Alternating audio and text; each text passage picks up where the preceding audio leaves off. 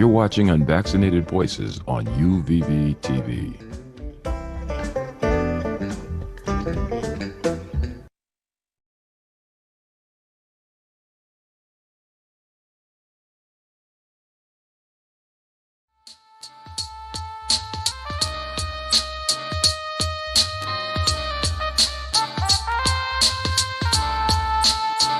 Yo, Flame.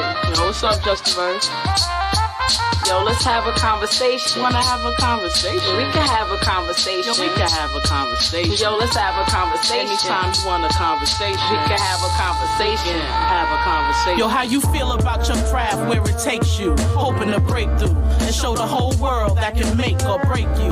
Times when there was no bread to make do is what we had.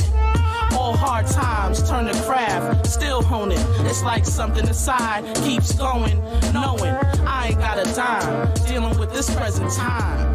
Just a verse, you feel me? How do I feel about my craft, you ask? Well, my craft is more than words, it's a verse to express me. Laced with fire to spark a flame unexpectedly, always making listeners think. When I think about my craft, I think of cats from my past. De La Soul paving the way for Most Def, Common, and Talib Kweli. Once looked at as hippies, now looked at as thinkers, teachers. I want to teach her and him not to give in to the pressures of image. Now, I know I'm slightly changing the subject, but cats be subject to change the lyrical content because a horny record rep on the extra zero on their paycheck said to. So now I ask you how you feel about image. And if you would give America some wisdom on how they should be celebrating Juneteenth this weekend. Well, I'm going to say it again, and I said it over and over. Juneteenth's not a black thing, and it's not a Texas thing. That people all over, I don't care what nationality, we all bleed red blood. And the scientists tell us loose is where we began. And some of us went off in a direction where they lost their pigmentation and the rest of us stayed close to the equator. But we are brothers and sisters under the skin. And we should certainly act like it and get together and dispel all these things that need to be attended to. Now, walking tomorrow is going to be a joy. We've done it before, and I'll do the 2.5 miles to symbolize that slaves in Texas didn't know they were free for 2.5 years. There have been some reasons given. I ain't going into that. But we need to go about the business of everybody participating.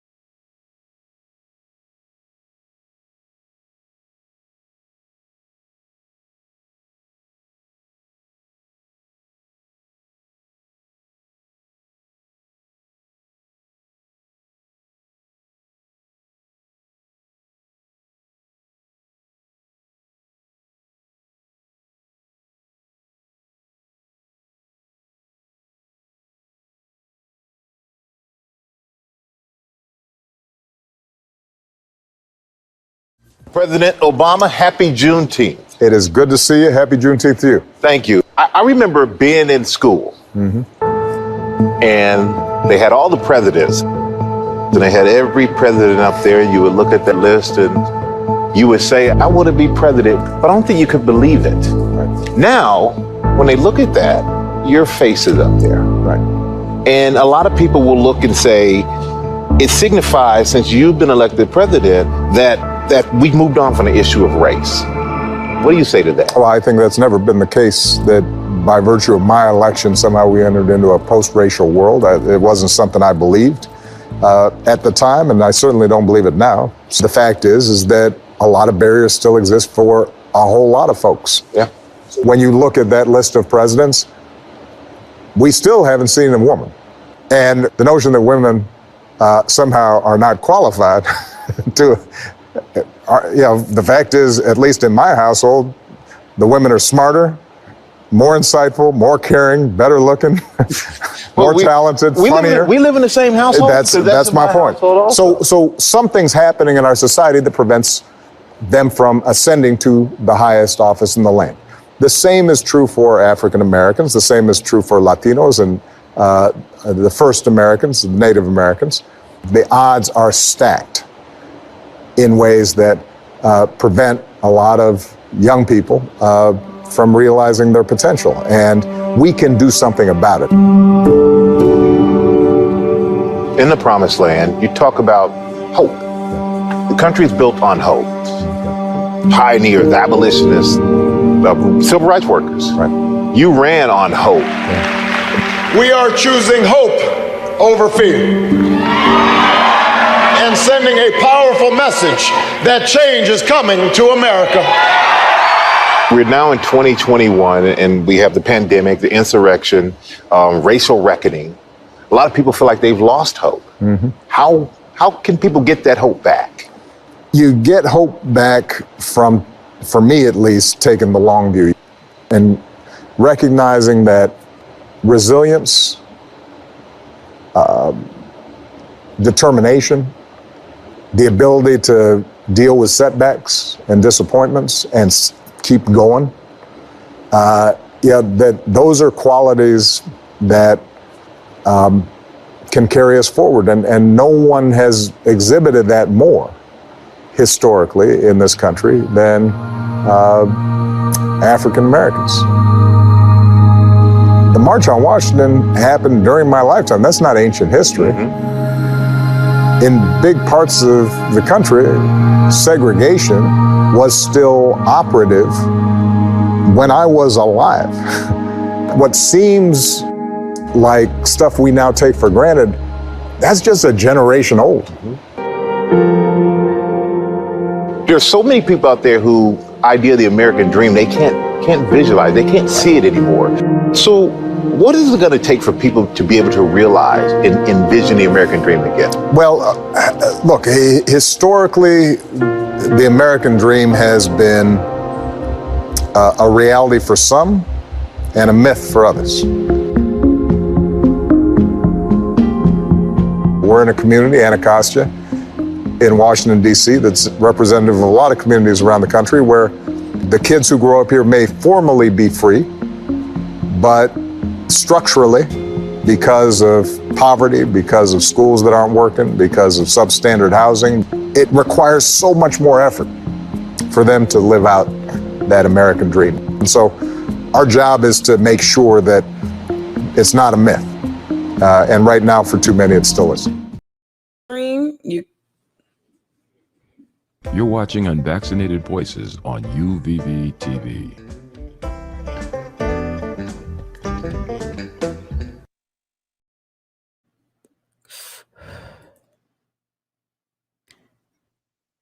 I cannot hear you. Can you hear me?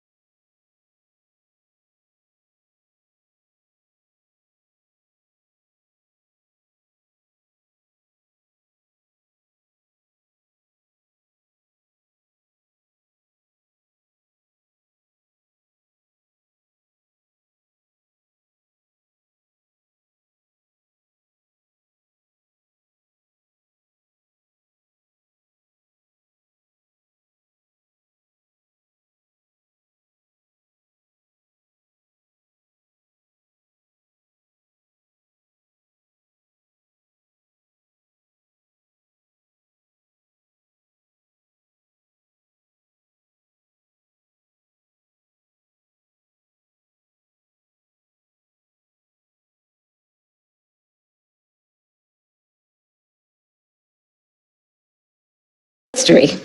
Juneteenth has been known by many names. Jubilee Day, Freedom Day, Liberation Day, Emancipation Day, and today, a national holiday. We are here. Those are the words of Representative Sheila Jackson Lee of Texas after Congress overwhelmingly voted to make Juneteenth, June 19th, a federal holiday, becoming the first new federal holiday since 1983 when MLK Day became a holiday.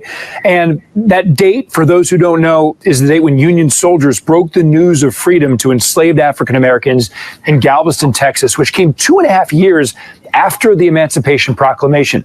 And to learn more about Juneteenth and to talk about why this comes now, we welcome in Dr. Tamika Robinson, Senior Associate Dean and Professor of Rhetoric and Advocacy at Hofstra University. Dr. Robinson, we appreciate the time. Let's start with the significance of this happening now. Why do you think there was enough momentum almost 160 years after that date to make this happen? Yes, so the push to make it a federal holiday has been going on for decades at this point, to where several people have been arguing that we already... And if you would give America some wisdom on how they should be celebrating Juneteenth this weekend. Well, I'm going to say it again, and I said it over and over. Do celebrations and have different ways that they recognize it. But after the events of last summer, where more people are becoming aware of some of the systemic issues that Black Americans are facing, more people are starting to grapple with what is this history and why do we need to actually have a conversation about the legacy of slavery and how even those laws and things that came from it are deeply connected to those practices. So I think that because people are starting to have more of the conversation and have more of an awareness of the significance of this recognition, it was a no-brainer for why it passed, unanimously through the Senate, and then it went through the House. And while it didn't pass unanimously through the House, there was still overwhelming support in the House for recognizing it and saying, yes, let's recognize the real Independence Day of everyone within our country as a federal holiday.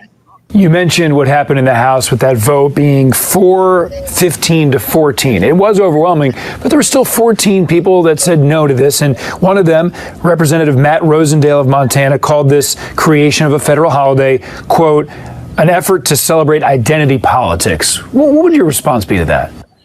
Well, typically when people say that it's like just identity politics or even the attacks on critical race theory and stuff, there are people who doesn't actually understand what any of these things actually mean and what the lessons actually are. So it is a fundamental misunderstanding of it. And while I do understand that there are some questions about, the cost associated with another federal holiday, the claims that it's just identity politics is kind of a farce because it's really not thinking about what does that even mean, and it's just using buzzwords that overwhelmingly are coming from the right about issues of recognition of people of color and of people or the legacy of white supremacy within our country.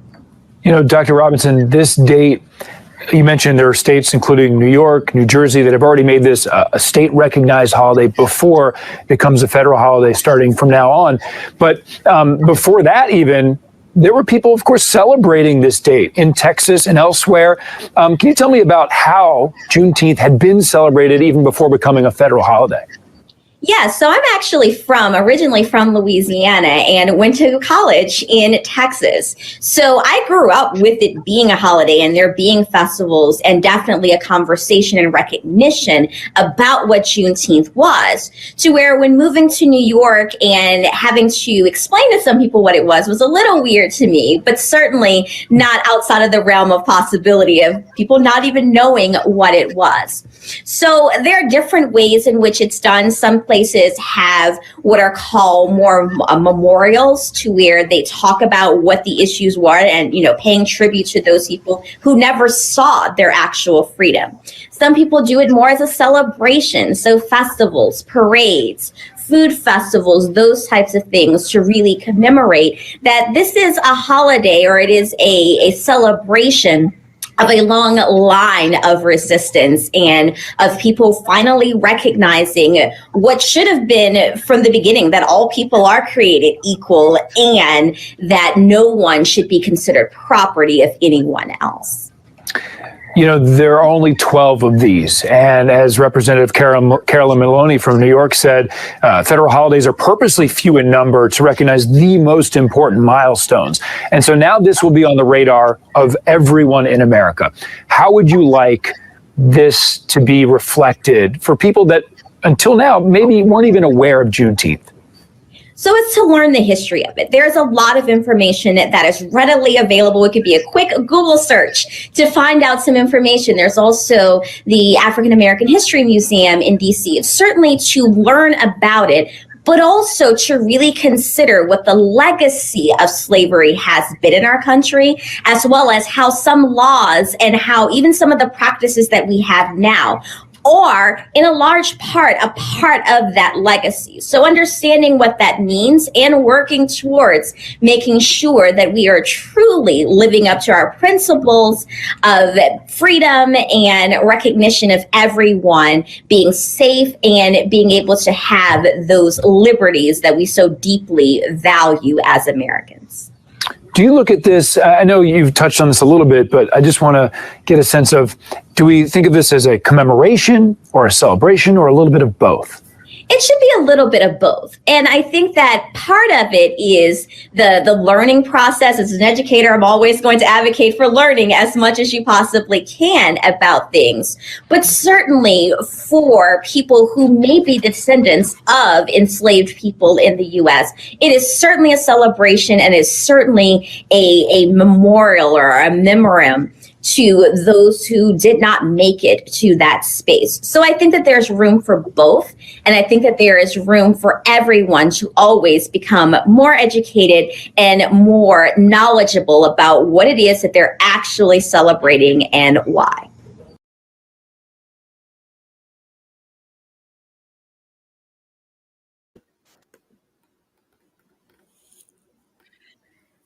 I can't hear you, but can you hear me? I can hear you. You can hear me? Okay. I'm gonna go. First and foremost, happy Juneteenth. See, I got my little strobe lights going on. You got to make sure that we get this all exciting and excited, because I'm excited about this. You know what I'm talking about? Like, first of all, what's up, everyone? Y'all know me. I'm Justa Verse. We got some amazing things that's going to be coming up on this Unvaccinated Voices channel that we got going on. Before I even get all super excited and, get into my stuff, because you know how I do, I want to first introduce you all to my girl, Shay. She will be co-hosting It's Justa Conversations, which is a podcast that I had already, but now we're going to go ahead and put some visuals to it so you can see our faces and see how we converse and stuff like that. Mm-hmm. We also got Yaya Jules that's going to be joining us. Listen, this is why y'all got to watch our show, because, Yaya and Shay still got their 9 to 5s, you know what I'm talking about? And they want to be able to be like, I quit. That's what they want to be able to say. You know what I'm saying? So we need like a whole bunch of people to support us so we can make this a reality. But in the meantime, ask for that time and a half. Okay. So yeah. What up, Shay? What's up? What it do? How you feeling today on this beautiful, beautiful Juneteenth? I'm feeling fabulous. Okay. That's what I'm talking about. Let me ask you something since I have you here. Like we talk about stuff. Can you pinpoint when you learned about Juneteenth? Because mine was, I'm sad to say and a little ashamed to say, only within the last probably about 4 years. Yeah. Or so. Yeah, it's about the same. It's sad, right? It's very sad. As a matter of fact, I can tell you when I learned about Juneteenth.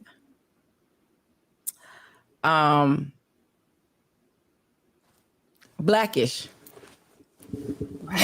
I was familiar with Juneteenth in terms of there's this thing out there. I didn't know what it meant. I just heard the word, and I never actually looked into it. And it wasn't even an episode. I think there was an interview or something where someone was talking about it. And then I looked into it further and I got a chance to be like, oh, snap. Do you remember how you were introduced to Juneteenth? I feel like it was kind of the same way, honestly, because I remember the episode. It's like, yeah, I like this day. This is what's up. Yeah, pretty much the same. Yeah, because Blackish. We were born in New York. So even though we're not necessarily dealing with having to learn about Confederate this, that, and the other, on the flip side of not learning about Confederate this, that, and the other, we also didn't learn about things like Juneteenth. It just wasn't a priority. And when we moved down to Florida, they were more concerned with teaching us about the Confederacy. Let's be honest. Let's keep it a buck. You know what I'm saying? So there are a lot of people who never got the opportunity to learn about it. I have a post that I put up where I was saying yesterday it came up as a 1 year, memory or whatever. But last year I was working at a company and I was a supervisor, and I had to do some sort of meeting where I think I had one of my team leads and two of their advisors. I know there was two of the advisors in there. I want to say the team lead was there too. But I was like, because every year I'm always in whatever. We work virtually, so it's a lot of chatting. So I'm always in there like, happy Juneteenth. And, they be like, we don't know what to say to that. So I'm in this meeting and I'm like, happy Juneteenth, because we got two queens in here. So I'm like, yeah, we lit. It's our day. And they both say, happy Juneteenth. Test. And one of them said, I can hear you now, yes. And then one of them says, what's Juneteenth? And no, she said, what Juneteenth mean? And she said, and the other one goes, girl, I don't know. I just know it's something that Black people like and we like to celebrate it. So it was a team lead in there because I was supposed to just be observing the meeting. It was a coaching that I needed to observe and pretty much grade to make sure the team lead was doing what they were supposed to do. So I'm not supposed to say anything. I'm supposed to be just mute, like I don't exist. I said, hold on, unmute. Wait a minute. Hold on. We're going to put a pause in this whole coaching right now. So I went ahead and I broke down what it was like. And I think they immediately caught the significance because I said, just think about it. Imagine you've been there toiling away. I mean, we're gonna keep it raw because we raw and unreal and uncut and all that stuff and real and everything. But think about it. The day before, somebody got hung. Somebody's husband, somebody's child, somebody's whatever. The day before, somebody got beat. The day before, somebody got raped. The day before, somebody got sold. And then you hear, oh yeah, y'all been free for about 2 years now. You know what I'm saying? Like that had to be so many mixed emotions because you're excited because it's like, oh snap, deuces, I'm out.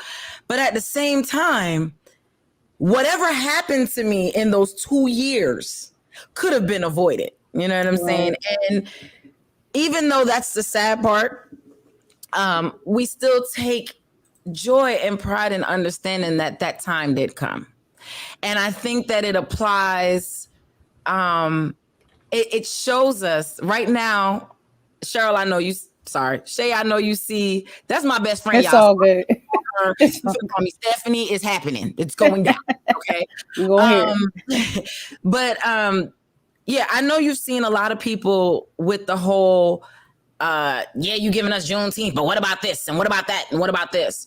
But I think that just the story of Juneteenth should help us understand that everything is a step-by-step process, especially in this country for our people.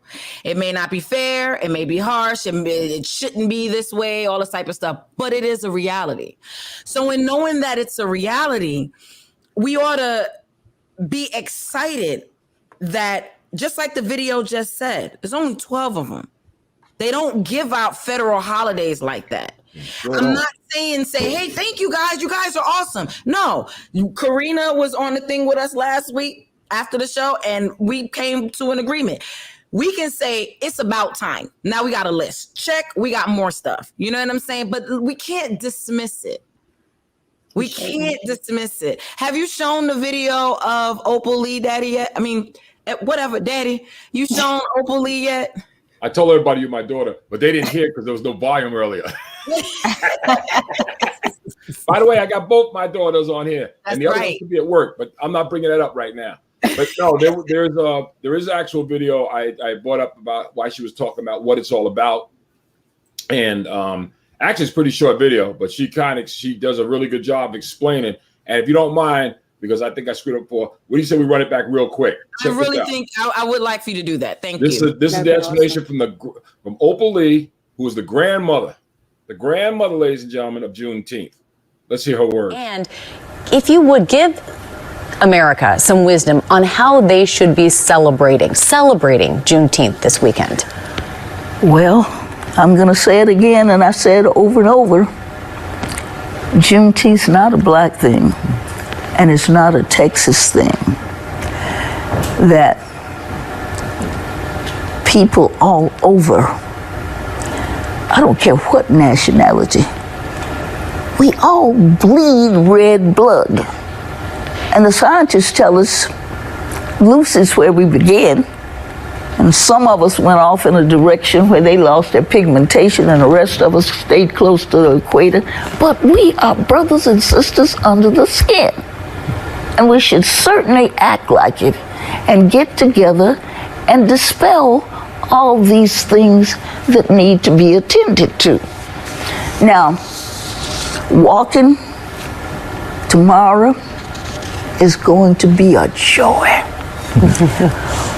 We've done it before, and I'll do the 2.5 miles to symbolize that slaves in Texas didn't know they were free for 2.5 years. There have been some reasons given. I ain't going into that. But we need to go about the business of everybody participating. And that about says it all. It really does. I mean, the thing about it is, and it's funny you mentioned that earlier, Justa Verse, because that's actually true. I've actually run into people.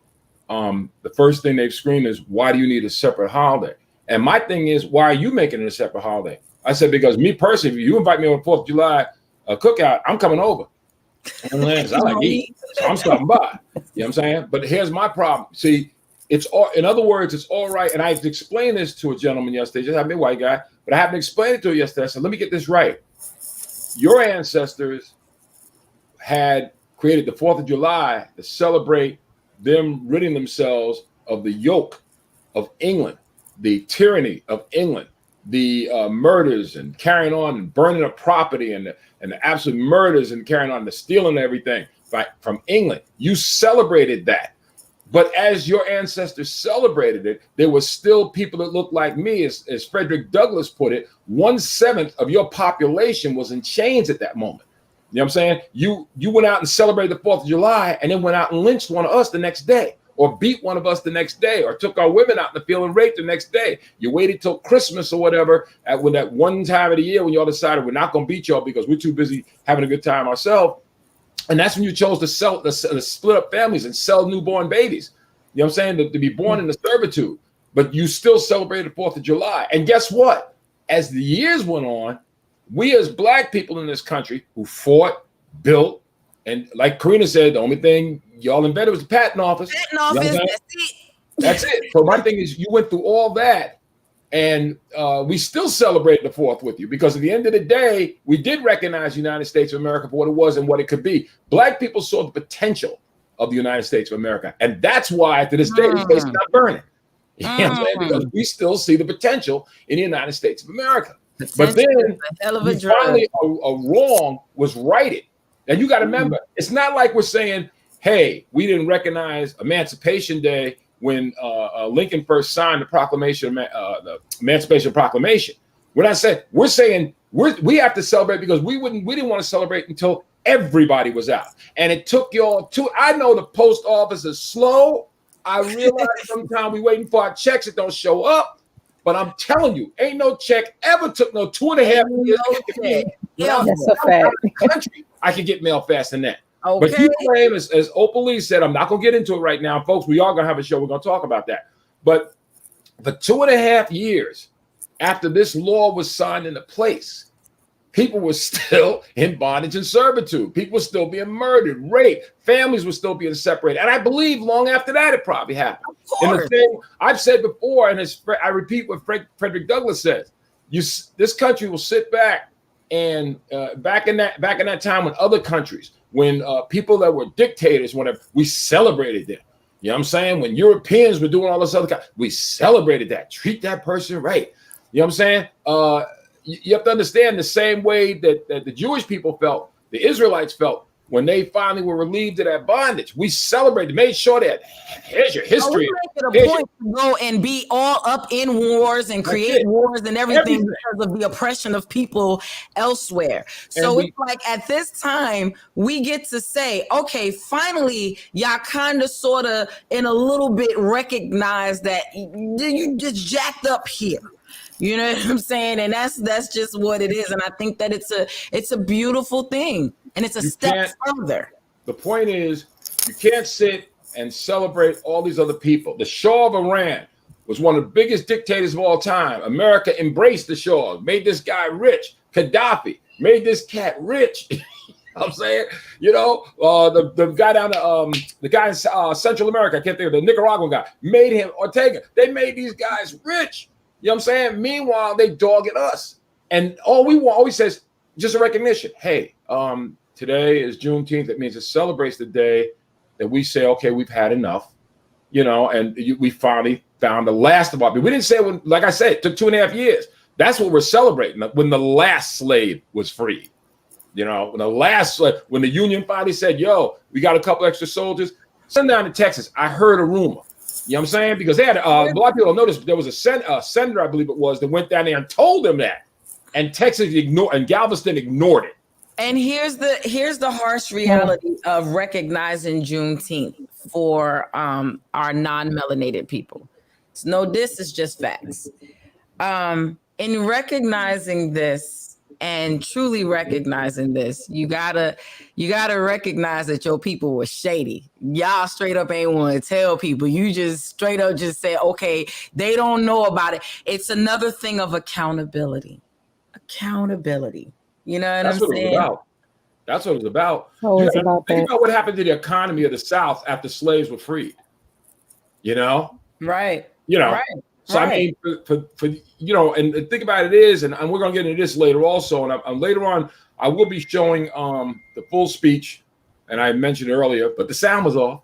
But I want to mention there was a actor that did a recreation of Frederick Douglass' speech when they initiated the 4th of July. They had just read about 4th of July and all this Declaration of Independence and everything. And what they did is they thought they had a Clarence Thomas. Mm-hmm. So they said, hey, come in front of white folks and these people in the Congress and the one Negro that escaped. And he said all the things they didn't want to hear. Mm-hmm. He was Al Sharpton before there was Al Sharpton. Only Al Sharpton had better hair. But he was Al Sharpton before there was an Al Sharpton. And he went up in front of them and told them the truth about themselves. And we're going to be showing that. And let me tell you something. For as Stephanie says, all my non-melanated people, look, the only way you can criticize what he says is if you see it. So if you don't see it, shut up. You know what I'm saying? Yeah. You got to hear what the man said or shut up. And that's the kind of conversation you can look forward to with it's just the melanated Let me do this before you come in here and get to calling our show all types of weird stuff. Now, shout out to you because you do listen to the episodes. You know what I'm saying? I do. You know what I'm saying? So I appreciate it. But yeah, I am so happy. For those of you who have not tuned into my podcast, first of all, why you hating though? But anyway, tell them. Y'all need to get into it. You know what I'm talking about? You can most definitely go to melanatedverses.com. I have the episodes there. It's just the conversations is the name of it. I had a conversation with Shay, and it was a really good conversation. We talked about, it's called Surprise Yourself and Do Something Different. And we talked about just learning how to step out of your comfort zone and just doing something different in your life. Just, all that type of good stuff. I have an episode with Yaya Jules. And we talk about, it was when Kamala first got inaugurated and we talked about just the pride of seeing someone that looks like us and just the love that we have for our people, for our melanin, for our femininity, all of that type of stuff. So on It's Just the Conversations, we're going to be having different conversations about a lot of different things. We have, we're going to talk about politics sometimes, if that's what is whatever, but we're also going to, our purpose is for every, specifically women, every woman that listens to that show, we want you to feel empowered by the time by the time the show ends, we want you to feel empowered in one way or another. That is our ultimate goal. We are about positivity, but we also about giving it to you real. And sometimes we're going to give you a spoonful of medicine that you don't like. It's hard to accept. That's real too. You see what I'm saying? But it's what we do with each other. And that's the beauty of this. You pretty much going to get a chance to eavesdrop into conversations that we've had or conversations that we're having and just how we look at things. Always my number one main goal focus is to make sure that melanated woman is okay. You know what I'm saying? So just a second. Shay, introduce yourself. I mean, I introduced you, but say what's up to the people and tell us a little something about yourself so that they can know who they tuning into. So they just not looking at your beautiful face. You know what I'm saying? Girl, stop. But thank you though. Yes, girl. Your eyebrows, girl. You are so funny. Well, my name is Shay and I live here in Florida. I work for Advent Health as a scheduler. Been there for about 7 years now. And I have a daughter. So let's be 100 about that. I have a daughter and she is beautiful. She's 11 years old. She's my pride and joy. I mean, Stephanie and I have been friends for forever. I feel like she's forever my sister. And I love the conversations that we have had in the past. Everything is all about growth and about just making sure we're okay. And why not share that with everybody? So that's what I'm here about. This is my first time doing anything like this. So I might look kind of awkward, but as the time progresses, I feel like I'll be comfortable with that. But yeah. Let me ask you something, Shay. Why is it important to make sure that melanated female voice is heard, and why are those issues important to you? It's important to me because so much of the time I felt growing up that I was not heard. I mean, people will hear you, but they're not really listening. Like, you know what I'm saying? So it's kind of like to be able to talk with my sisters and they really hear me and understand me. I think everyone should have a sister that they talk to, a group of sisters. And I feel like people will be able to relate to us. Regardless of what age they are, and just being able to be there for one another. It's time to stop bashing each other and, looking the other way when a sister's doing something that you could help with, you can help out with it. You know what I'm saying? You could give a word, of encouragement. And so that's really why I'm here. I have a love for the women. You know what I'm saying? I love you all. I want us to grow together.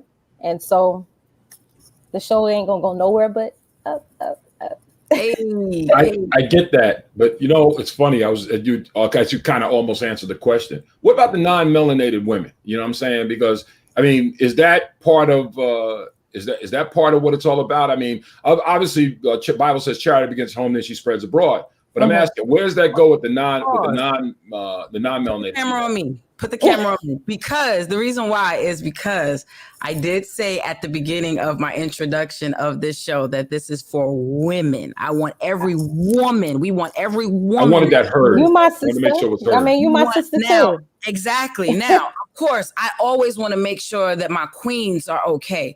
But it's about, and to be honest with you, to take it a step further, if you identify as a woman, you know what?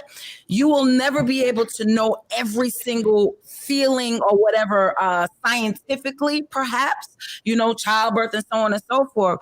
But if you're identifying as a woman and all your life you've been told that you're this, you're this, you're this, you're this, you're this, well, then you know what? You need some sisters because we can guide each other. You feel what I'm saying? So I want women. I identify as women, born with the VJJ, whatever, white, black, all of y'all. I don't care. I want you to tune in, and I want you, because this is my thing. When I was growing up, I was one of the guys. She'll tell you. Shay and I would be around school and she had all the dresses and the stuff, her body banging. She didn't even realize how bad she was at that time. Her body banging, you know what I'm saying? Me, I'm 108 pounds. My clothes are backwards because I think I'm crisscross. You know, I got on baggy jeans and, you know, biggie shirts and all types. I'm listening to Grand Poobah in my ear. Like, it was just a whole, it was just, we got a special guest coming. But, it was just a whole thing where I felt like I couldn't have girlfriends. And why was that? Because I constantly heard, you can't trust women. You can't look at, and women talking about each other and all this type of stuff. So I felt like I needed to be part of the guys. First of all, guys just as petty and got their own little foolishness going on. Do. You know what I'm saying? But why can't I have girlfriends? So you know what? There are 2 women in my life that have been with me through the ups, through the downs, through the good, through the bad since middle school, high school. And that's Cheryl and Sharon. I gained a little sister in Yaya. And she's been there. We've known each other a few years, but she's been there more than some people that I just, you know, that I've known forever. I gained another sister in Key, and she gonna come in here in a minute. Key Harold with her, she was my team lead. And we got a relationship, and neither one of us are on that job anymore, but our relationship is strong. And Key will call me out of nowhere and just go. You know what I'm saying? And there's sometimes when she'll call and I'm in the middle of something and I'll listen to her, and the next thing you know, I'm going and she'll listen just the same. But I love that sisterhood. You know why? Because men don't understand. Black women, we have this more, but women on the whole. Let me tell you something. We get tired of being strong all the time, and women are always expected to be strong. So when you have that sisterhood, you have a chance to be vulnerable with your sisters, other people that understand I am not strong today. And then we can encourage each other and lift each other up and keep each other, you know, going and pushing. That's what this is about. Now, men, join in, because, you know, you can learn a lot. Let us put you on game. You know what I'm talking about? So you can get nice, wholesome women like us, you know? Okay. But we put you on game, and we love men, you know, but sometimes we need that sisterhood, you know? So that's what. Now, speaking of sisterhood, there is a young lady I'm about to bring on that I have admired since the first time I heard her story. You folks know, if you've been watching the show, you know exactly how I feel about what she's done, what she's been through. And my wife, even though my wife right now, she's planning. This woman has a clothing line, right? That I'm telling you, haven't seen nothing like it before. We've been pushing it, and we still gonna keep on pushing it. And I intend on making a personal trip down to North Carolina next time I'm heading down that way to go to that store personally. And my wife is going to be ordering stuff from there. I also got one of our regulars, Mr. John Hinton, is going to be coming up with something very important that's going to tie into what you ladies are talking about. You'll need to hear this. But first person I want to bring on without a doubt, ladies and gentlemen, she is one of the people we push on the show. Black businesswoman, strong sister, and fine as hell. Yeah, I said it. I'll say it again. My wife listening? No. All right. Ladies and gentlemen, Key Harrell's in the house. Key Harrell's all up in the house. How you doing, Key? Nice to meet you. Hey, Key. I'm scared. Hey, let me tell you something. Before everybody else says anything else, because I'm gonna get to you, and then we got something else we're gonna do on the other side that will hit y'all back up. Because we got another female coming up. Just wait, y'all see this. But anyway, Key. Yes. Please. Can you just give us a short rundown of exactly how you pulled off what you pulled off with this business? 9/11 is what's up. Talk to us a little bit about it, girl. Oh, with the business. Okay. I pretty much started. I taught myself how to. Well, I took a class at the community college here in my hometown. I went to NC State. Okay, graduated NC State 2013. Got my degree in fashion management simply because I didn't even know that it was a design program there until I was in my junior year, and it was a little bit too late. So I always knew I wanted to eventually learn how to sew. I just thought it was going to take too long, so I hesitated on, even trying it. So when I finally got to the point where I was just like, life got to be a little bit more to life than just paying bills and the regular. Ain't nothing wrong with the regular day, but it just ain't what I want. So I don't know. I just went to my dad's house. He had all my old scrapbooks and stuff. Well, from when I had tried to go to the Art Institute, and I just started back sketching and went from there. Yeah. And one of my job and said, "I'm quit." Yeah, like once I got that down pat and I realized that I can make like $700 in 2 hours, I was like, okay, yeah, let me get the hell up. Let me ask you something. Hey, Key, where do you get the inspiration from? Because we've all seen sweatsuits and stuff like that, and clothes, especially for women. I don't know how to put this without getting my butt kicked. Women of a certain size. You know what I'm saying? I have to watch that too because I get my butt. But it's like, all right. And believe me, there's another brother here know what I'm talking about. We love meat on the booty. But anyway, but no, where did you get your inspiration from? Because the stuff that you come up with, and I have talked to people constantly. And I've told people that the pictures I keep showing people are models my butt. These are real women. All right. These are real females, and they looking, and that is the thing I want to see my wife in. But that's another story for the time. Have another baby. Anyway, but these are real women, and they kicking it with real stuff. You know what I'm saying? And this is where you can get all that real stuff. Where did you get the inspiration for this? For the designs you come up with? Oh. Well, to be honest, so far I haven't really put my creativity in my work. Like I don't know. I just started with the basic stuff. I learned how to make a pillow in class, so I went home and made some pillows, and that taught me how to sew in a straight line. So I decided I wanted to learn how to make a pair of pants. Was the first thing I learned how to make. So I just went on to make me some leggings with some fabric from Walmart. So I was just experimenting, trying to see what I knew how to do. And then when I would post it and people wanted it, I was like, oh, shit. Let me tell you keep something. Asking for it. I got two pairs and I don't even have the logo on it. I don't even have the logo on it. Yeah, like I was figuring it out as I was going. All you need she is ain't take no pictures because her booty big. Yeah, like she don't want to send me no booty. I know, girl. I'm gonna send you some pictures. I will, but I had to get this thing under control. Hey, let me ask you, Key, can you stick around for a little bit? Yeah, I'm here. All right, check it out. Ladies and gentlemen, there's something very special we want to do right now. And like I said, with this show, it's Juneteenth, but there are some issues out here we still need to talk about because we are unvaccinated voices. Our voices are unvaccinated. They always have been, always will be. So without any further ado, ladies and gentlemen, y'all know him, of course. He's the professor. He's John C. Hinton. And this brother, we're going to have a little quick segment of Enlighten Me. and you're about to be educated. Get ready. So let's.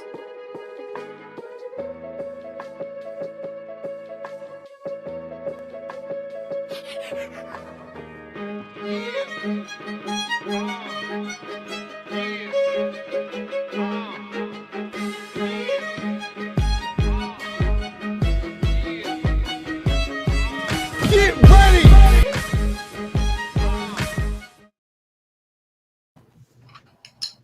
So what's going on, everybody? Conversation I have to you is, what is Juneteenth?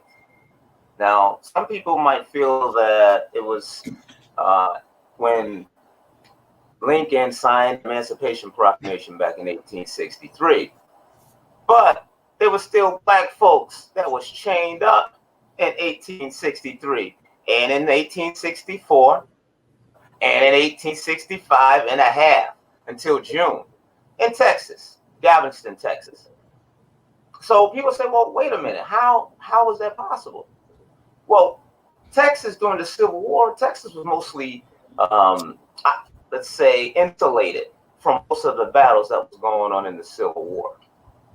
So there was people actually bringing their slaves to Texas, hiding their slaves in Texas, to keep from the Union soldiers getting to them. Now, if we want to go back with the whole 1760s and celebrating the independence of this new world, there were black people celebrating too, because they thought with the rhetoric on life, liberty, all men created equal and the freedoms, but that was where the conflict was. Because how can you say that all men are created equal when most of our founders owned slaves, when George Washington had black man teeth in his mouth?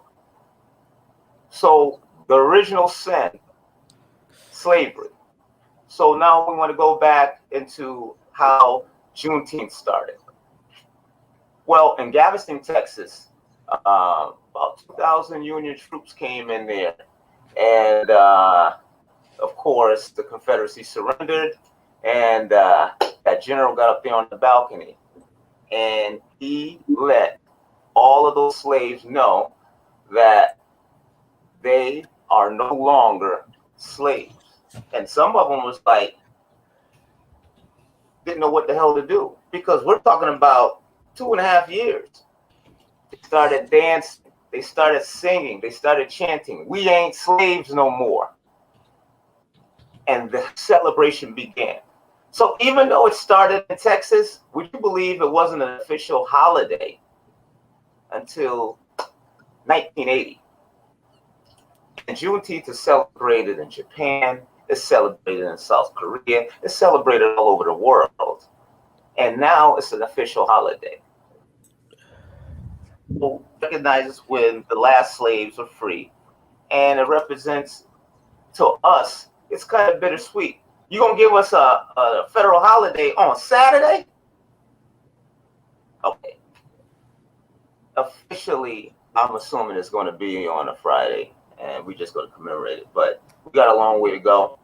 We have a lot to do. It celebrates our independence, and I'll just give you a little something to think about. It's not going away. It's now a national holiday. They tried their best to get rid of Juneteenth. There were some black people that stopped celebrating Juneteenth in the early 1900s.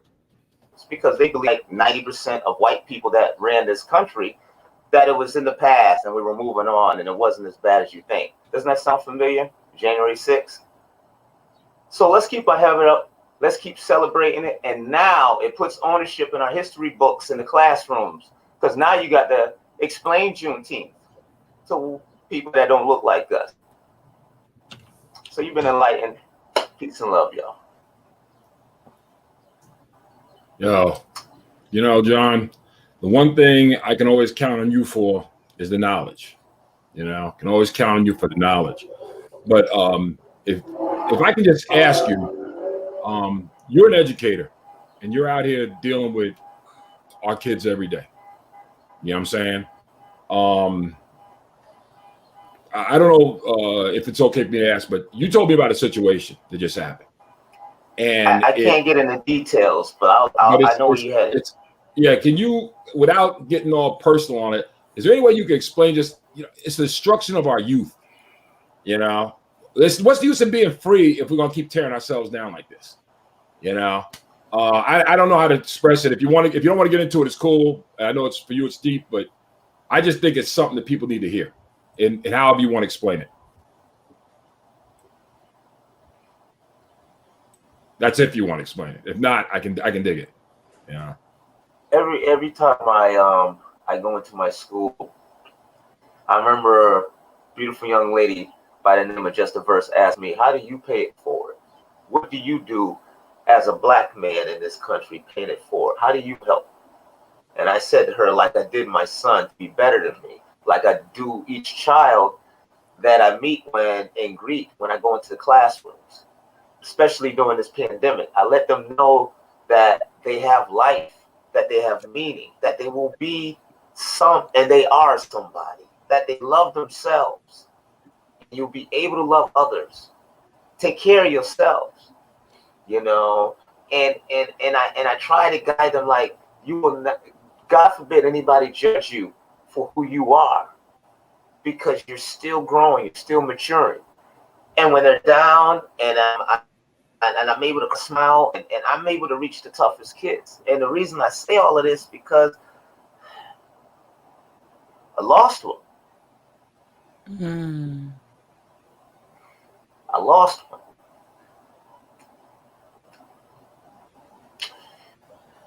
I'm the one that reaches these kids. I'm the one that can say, hey, you don't have a father? Well, that was 11. You having difficulties with this? I could have been this. I tried selling drugs. My mom had me too tight for me to go into that life. It was the Bible with her. It was the switch with her. It was the lessons with her. It was the love. And I try to give that to each one and let them know. And I lost one. She was troubled youth. And one of the guys said, "Oh, she's going to be a handful for you next year." And I said, I got it. Because I'm going to catch her. I'm going to meet her with love. I'm going to jump on her with love and all of that, like I did all of these others. And somebody took her life the very next day. And it's hard for me to be on here today because we're all struggling through it. But that's the one that the last thing I said to that girl the day before somebody took her life, I got her. I'm going to show her. Yeah. So, but I just want to throw you love, man. It's like you one of those brothers out there, you're a warrior, you out there, and you don't care. I mean, your thing is like you want to, you don't care what anybody's problem is, man. You stick by people, you loyal. And you can't buy loyalty. And the thing about it is, as I told you before, my biggest problem with this whole thing is we cannot be having celebrations. We celebrating our freedom and we destroying ourselves, and especially our youth. Because guess what? Every other culture that's made it has made it by making sure their youth was able to get to the place where they were able to push it like that. And we're tearing ours down. And I'm talking about these shootings and all this other crap going on. It's time for it to stop. We can't have people like yourself out there educating. People like the people, there are people that give a damn. And I'm talking about across the spectrum, like our next guest grade coming right now. So people that put it into people, that take the time, whether it's to teaching acting, whether it's teaching comedy, whether it's teaching classes, whatever it is, teaching how to sew, whatever. Key Harrell, somebody had to teach her, had to get her interested in what she was doing as a young person. I just say this real quick. Somebody to get her interested. I just say this real quick. Mm-hmm. And to me, I see all of these children, no matter what color they are.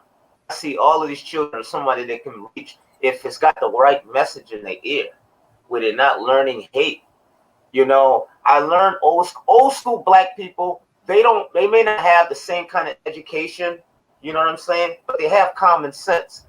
And one thing that my mom always raised me is the way you act in public matters. What you do in public matters. Your words matter. You represent me.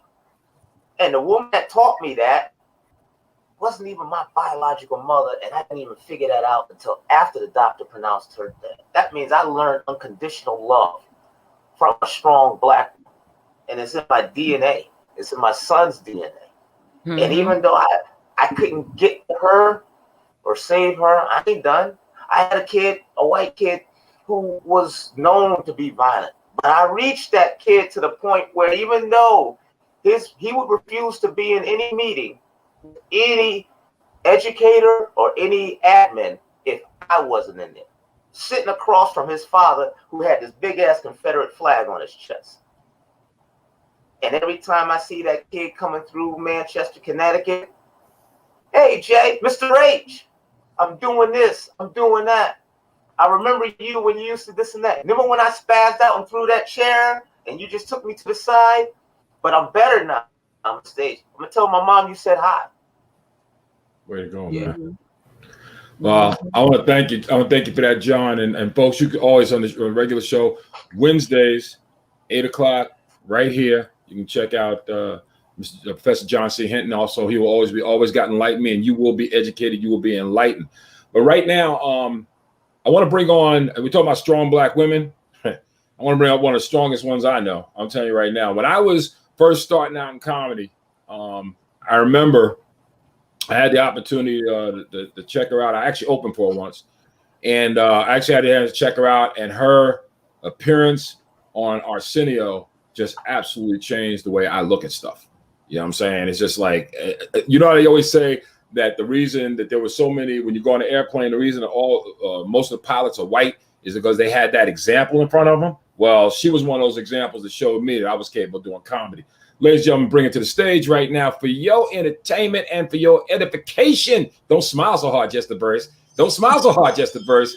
It's Rhonda Hansome in the house. How you doing, Rhonda? Oh, I am great. I am so happy to be here. And thank you for inviting me first. And I just wanted to piggyback off of something that your erudite guest was just talking about, not learning hate. And that resonated for me. But it's also, and when you are not learning hate, but you are practicing self-love, I think that is so important, because that's the thing that helps you understand that you are representing more than yourself in this world. When you love yourself, that, you know, your mother, your father, your community is something that you are a part of. And I just hope that we strengthen that sense in our people now. I'm kind of excited about that. I feel that bubbling. I feel that germinating. I feel it growing, that we are recognizing that we are stronger together than we are separate. And part of that being together is not just loving your neighbor, but loving yourself with self-care and mental work and emotional work. It's very exciting now. I hear a revolution. That's right. That's right. I want to get back to it takes a village. I had a village. You know what I'm saying?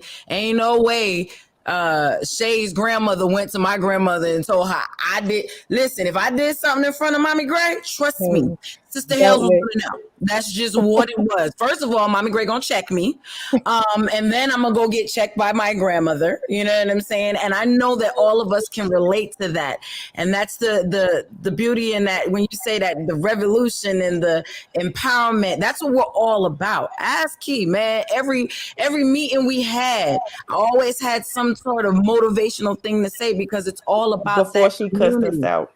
I always we love first. I cuss y'all out, and get out together, and then I love you on the way out. See, it's all a method, you know. But yeah, just like my mother.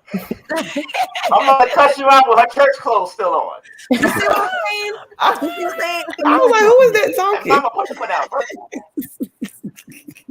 Ratchet, y'all so ratchet. But yeah, we are. But it's a beautiful day. It's a beautiful day for me. Key, tell them every year I'll be in there. Happy Juneteenth. And nobody will be scared. All Well, the blackness. I know it is an important day. It is a day of change and a day of information. But for me, I feel like I want that to be ours. People are saying it's going to be like Cinco de Mayo up in here with white people celebrating. I was cringing when I saw online some of the legislators singing "Lift Every Voice and Sing." Some of the white people. I saw that too. Yeah, I cringed because I know a lot of this is performative.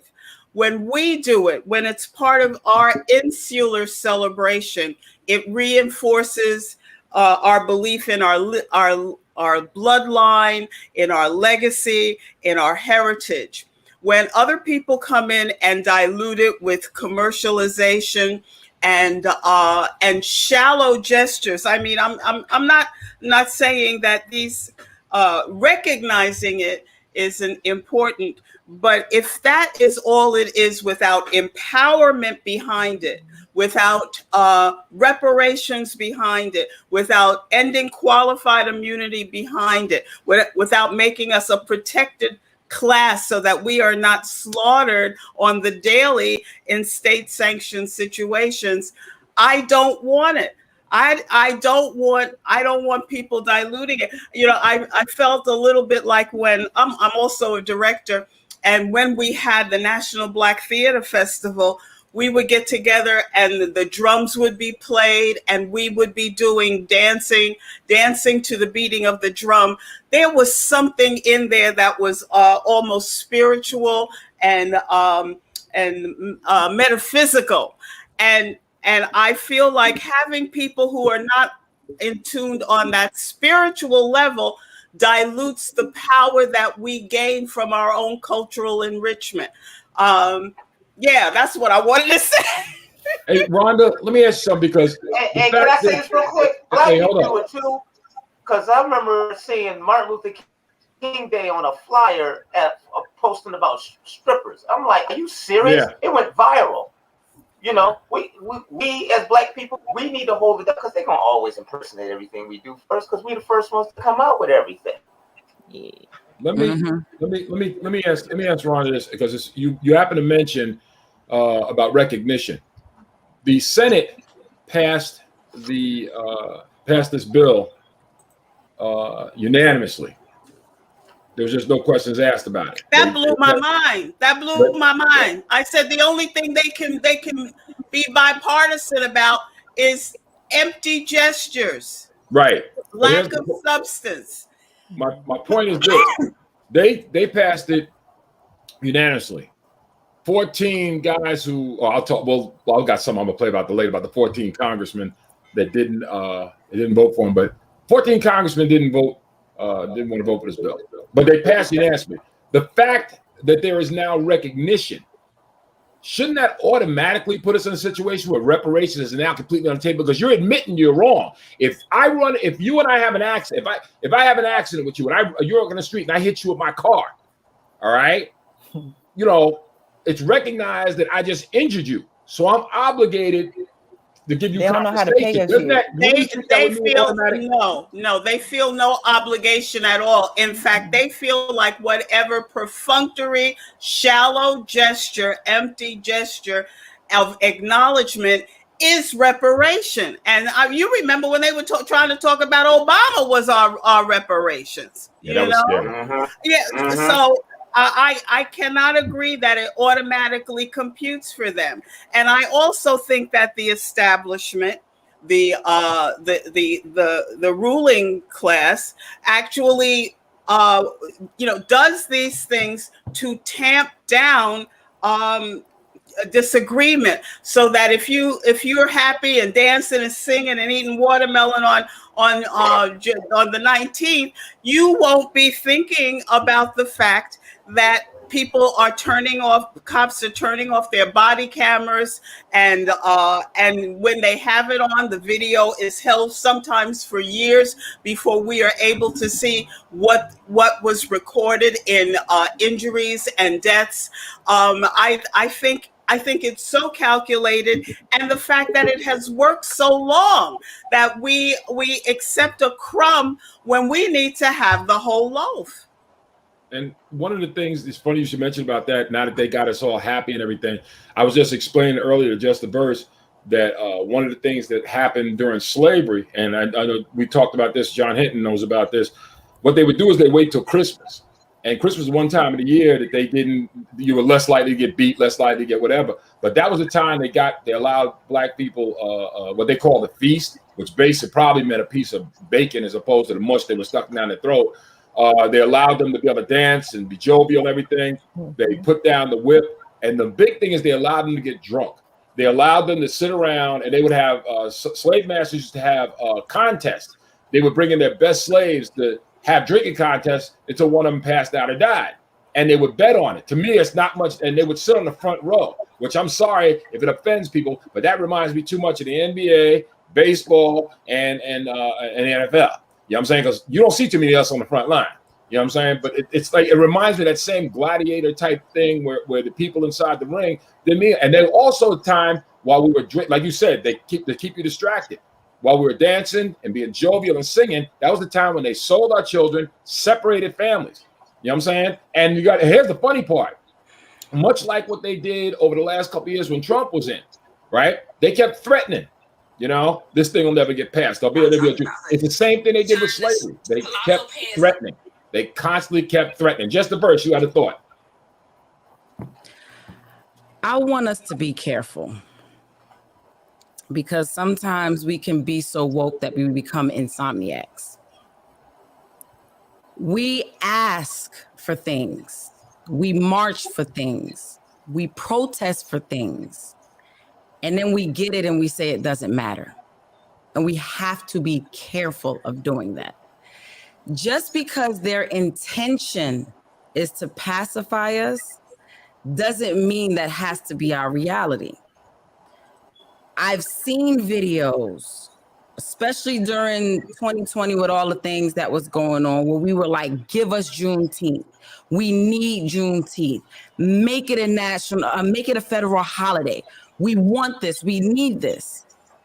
And the moment it passed, my timeline keeps flooding with, we don't need Juneteenth. This is what we need. And what I like in that too is, imagine if the slaves said, I don't want to be free because I want to vote too. I need it all. If I can't get it all, then I'm just going to stay here. I need it all. There would be no, what are we doing? So I hear you.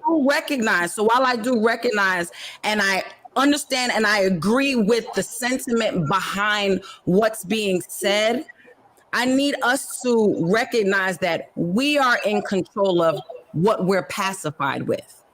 So Karina and I mentioned this earlier. Right. Gotta ask the face. Karina and we were talking last week, and I mentioned this earlier. When it comes to this Juneteenth being this holiday, I am celebrating. First of all, I don't care what they're doing. I don't have to participate in it. If everyone has a sale, I can shop with the Black-owned businesses and have their sales. I don't understand why I got to pay full price all the time. Because during their holidays, we need to black out and not shop on their holidays. And then on our holidays, nobody's allowed to have a sale. Why we got to always pay full price for everything? At least just shop black on those days is what I'm saying. But I feel like this is, okay, cool. Check. We got that too. Now, moving on. We also need this. We'll take a moment and be like, not even thank you. About time, right? But now that we've done with that and we got that, here's the next thing, because we ain't forgot that we asked you guys to stop letting these cops kill us. We ain't forgot that we asked you guys that all the Asians had to do, and there's no diss, I'm glad they got it done. But the point is, all the Asians had to do was say, oh, people are threatening me. Oh, they went out on a shooting spree on this day, and they got what they wanted. right? And we've been fighting and fighting and fighting. Our fight is harder. It is, right? But I want us to be able, within ourselves, not concerning ourselves with them, because we only let them dilute what we allow them to dilute. So I want us to be able to have just a tiny bit of a little bit of joy that at least we got this. And then go to work and tell them people, I need my time and a half. Please and thank you. And on today. And I need it on Friday because I don't work on Saturday. And when stuff fall on Sunday and Saturday, I'll make Friday and Monday the holiday. So I need that same energy and I want my time and a half. Yeah, Rhonda and I are comics, so we work on Saturday. But go, Rhonda, what were you going to say? Well, you know,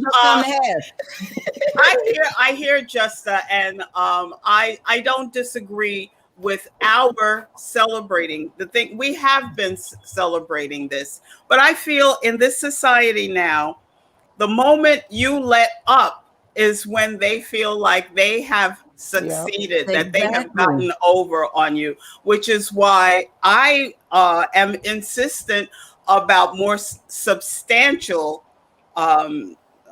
demands, but not just demands, but what I hope that I can become more of a part of, and that there is a growing existence of us working for us. I gave some money to a young man. I think he's not even, maybe only 20 years old. He's got a school for Black boys, for us supporting each other, for us celebrating each other. And you know, there are a lot of other cultural groups that insist on their children going to school on Saturday and Sunday and after school, where things about their culture and about their people are inculcated, where so that whatever you are hearing in the general information or mass media, you can temper with what is given to you by your own. And I hope that this is a trend that that increases with us educating each other, educating our children about ourselves. So when somebody says something, you can go, oh no, Tulsa wasn't the only place this happened. And it wasn't always in the previous century. You know, there were things that were going on 25 years ago, 10 years ago, yesterday, and be able to respond with intelligence and information and not just from an emotional point. Yes, ma'am. Yes, ma'am. Hey, we're going to continue this conversation before we do real quick. I know John, Professor's got to be leaving us. John, you got any parting words for the folks before you cut out, man? I know my computer's freezing a little bit, but you know, I appreciate all of y'all, and I appreciate especially my Black women. I appreciate all women, but I do, because the struggle is real. It's hard as hell to be a woman of color from 16, 19 going on right now. You know, the things that but I'm going to do my part. My son is ready to do his part. We're going to pay it forward. And as far as Juneteenth, I'm going to celebrate Juneteenth every day. You better know it. Yes, yes. You better it is, know it is every day. And celebrating it is to let people know and not forget or remind them, or maybe they didn't get it in history books like in my school. But part of celebration is letting it be known what happened. And I do this with my administrators in my school. You know, you can't sit up here and talk about equity without talking about that original sin. So yeah, I love y'all. I appreciate y'all. Love you, John. Thank you, John. Professor John C. Hinton, like I said, you catch him every week on the show, Unvaccinated Voices. You check it out right here. Check it out on Facebook. Check it out on IG, Unvaccinated Voices 2021, and you will always get, you will be enlightened by enlightening me. Thanks a lot, Mr. Hinton. And we're going to continue on now.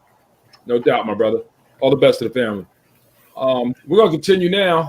Our guest, as we were talking about before, is Rhonda Hansome, all right, who has been around for a minute. And I'm telling you something, it's like there are things that this woman can tell you about just being Black and being, because it's like, you know, it's funny. We do this Juneteenth thing now, but when you first started, and when you first got your first bit of national recognition, you know, a female, Marsha Warfield,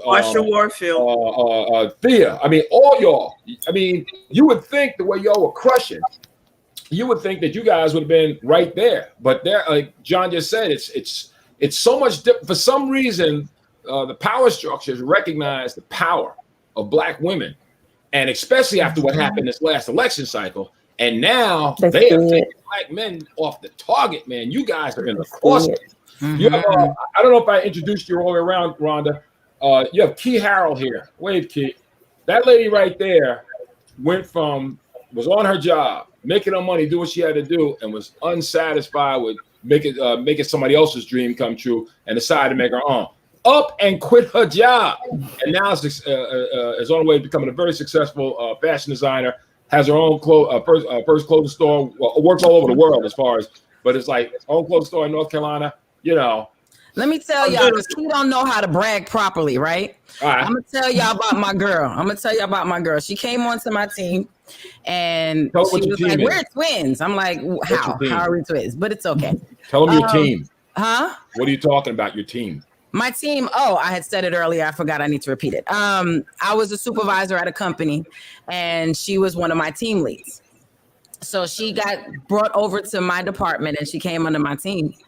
And we got to know each other, and we gained a relationship. And then she started sewing pants. So I'm like, I'm buying 2 of them, and I ain't asking for no discount, nothing. That's another thing we need to stop doing. Ask folks for getting a discount all the time. But I told her, and she can attest to this, the only time I'll ever ask you for a discount is if, you giving a discount to everybody else, maybe Juneteenth sale. I don't know. But she made those pants just as an experiment, just to see if she could do it. Well, a few of us on the team, I had a group of people that we believed in supporting each other, So a few of them on the team, they bought some of them. She posted them online, and there were some other friends that she had, and they posted them online. And next thing you know, she starts getting sales. Now she got her little embroidered 9/11 thing on there and all of that type of good stuff. And then she came to me one day and she was like, "Listen, I ain't gonna last here much longer. I don't want to be here." So I'm not at the job anymore, so I can say this and not care because what y'all finna do to me. We came up with an exit strategy for my girl. Okay. We took a couple months, planned out some things. You need to make sure you got this right together, blah, blah, blah, blah, so you can leave on good terms. And she did what it was that I advised her, and she came in and she quit. Now, when she quit on faith. She didn't have nothing in place. All she had was her Facebook page. Website wasn't up. Store opportunity wasn't there. All she had was her Facebook group, right? And she stepped out on faith. Within a couple weeks, she's like, "Hey, listen, I'm about to go into this meeting with this lady at the mall. She's looking at putting my stuff in the mall." Next thing you know, she's in the mall. She's getting orders from all types of people.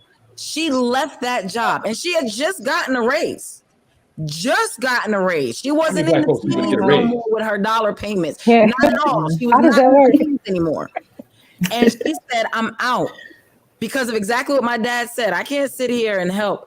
I was going to say the person name, so y'all know the company. I can't help these people continue to be billionaires, and I'm not taking care of myself. So that is key. That is the amazing melanated queen that sits right here on this screen with us, because she don't know how to brag right. And my girl is on her. I'm learning. But she's doing her work. She's doing the work she does best herself. And what is so encouraging to me about what you're saying is what I hear is that she had a network, that she had support from other people. And that's what I just hope to see increasing. And I'm very encouraged by young people. And to me, you are young people working together. I just had my last show in the Black Women in Comedy Laugh Fest last night. And tonight is the last night of the entire festival. But I was so honored to be one of the headliners in this festival. And the only way that it is succeeding is because people are cooperating and working together. And the more I see that among us, the more I am encouraged and the more I want to be part of it. I mean, when you called me to do this, I said, oh, I would love to. And I said to you, if I don't have a conflict, I am there for you, because you have to understand, I'm coming from a place of reprogramming myself, because I come from a generation where integration and white acceptance was the goal. And at that time, that was what was motivating people. It galvanized. But what I'm trying to understand now, that there is more, that there is working with us, that there is supporting us, and that acceptance has actually and literally pales in the face of our accepting each other and working with each other and moving forward. So how you are achieving with your fashion, I am so delighted for you. My mother was a seamstress, an accomplished seamstress, and I know it brought her a lot of pleasure, and she created beautiful outfits for other people to enjoy. And I love that you are moving forward, that you're taking meetings and you're growing, and you have that kind of support.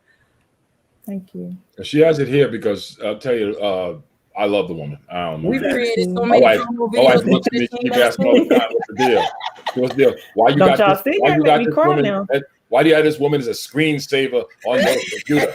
No, there's a picture. Well, you'll see it when we get to the promote part. We promote. You know that, Rhonda. We promote Black businesses, especially people starting out. We push it hard. Her stuff, I try to push it as hard as I can, and then some.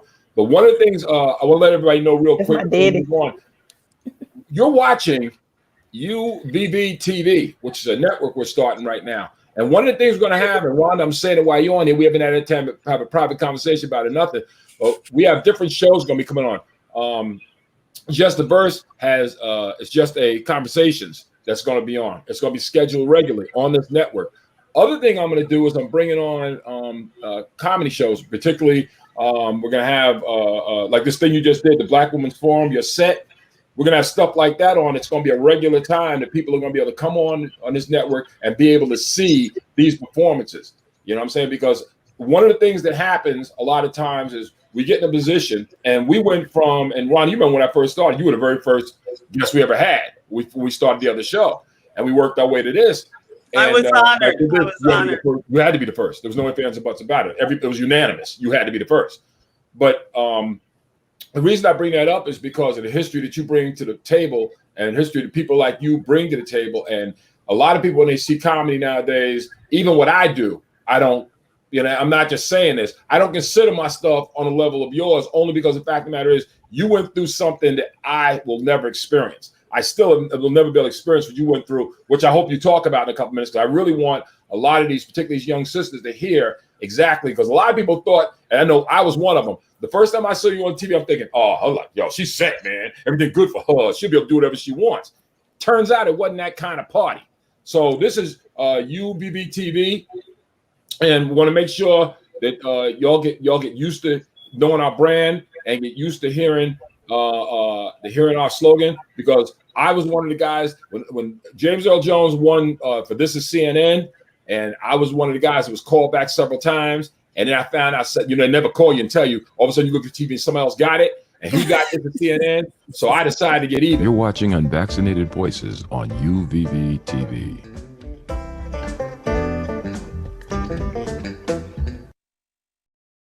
So take that, James Earl Jones. Right? But this is so exciting that you're developing and expanding. This is tremendous. That's what I want, and I got news for you, and even Unvaccinated Voices, if you are a white person, and I'm gonna say it straight up, white, Latino, even if you were in the heights and you weren't as dark as they thought you should have been, I want you to feel like you can come here. You know what I'm saying? Because the thing about it is look at some of the most successful television programs out there. All right. They're on quote unquote white networks. All right. Mainstream. That's another word. The comedy we say mainstream, we actually mean is white club. We say mainstream club. All right. You're on mainstream networks. You know what I'm saying? And people that have, no matter what your favorite show is, Right? If you black, you have no problem running over there and checking it out. And they run by white folks. What I'm saying is, white folks, you got an idea and it's all good, bring it to UVTV. All right? Because the thing about it is as long as you keep it positive, keep it respectful, I don't give a damn what you do. You know what I'm saying? But the thing about it is, you in the house when you come here. This is our house.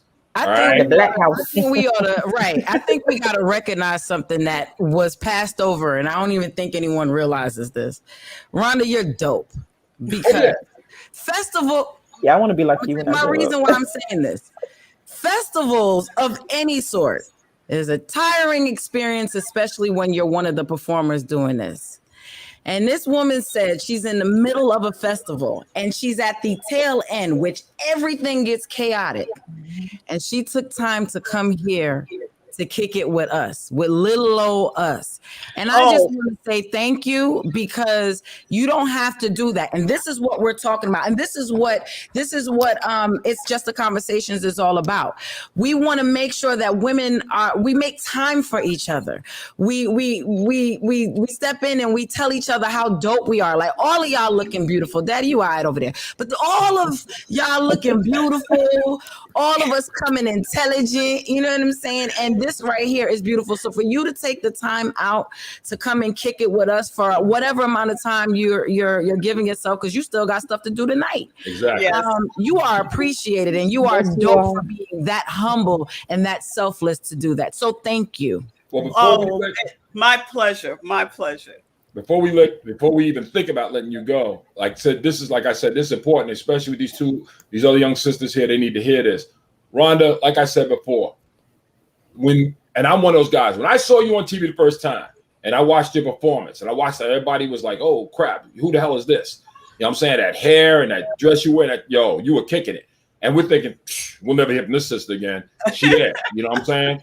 Life is going to be easy for her. Tell people the story of getting to the national recognition and what it was like working after that. It was very challenging, but the whole process is a challenge.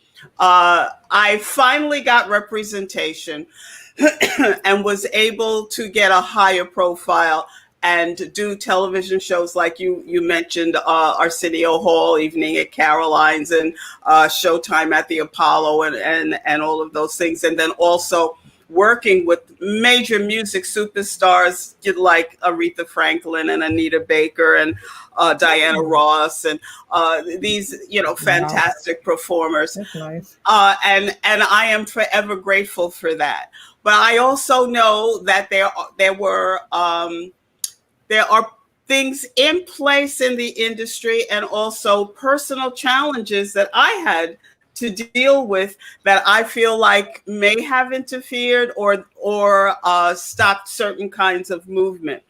And instead of being bitter about that, coming back to this industry, I have felt like I don't want to be grasping for the shallow success.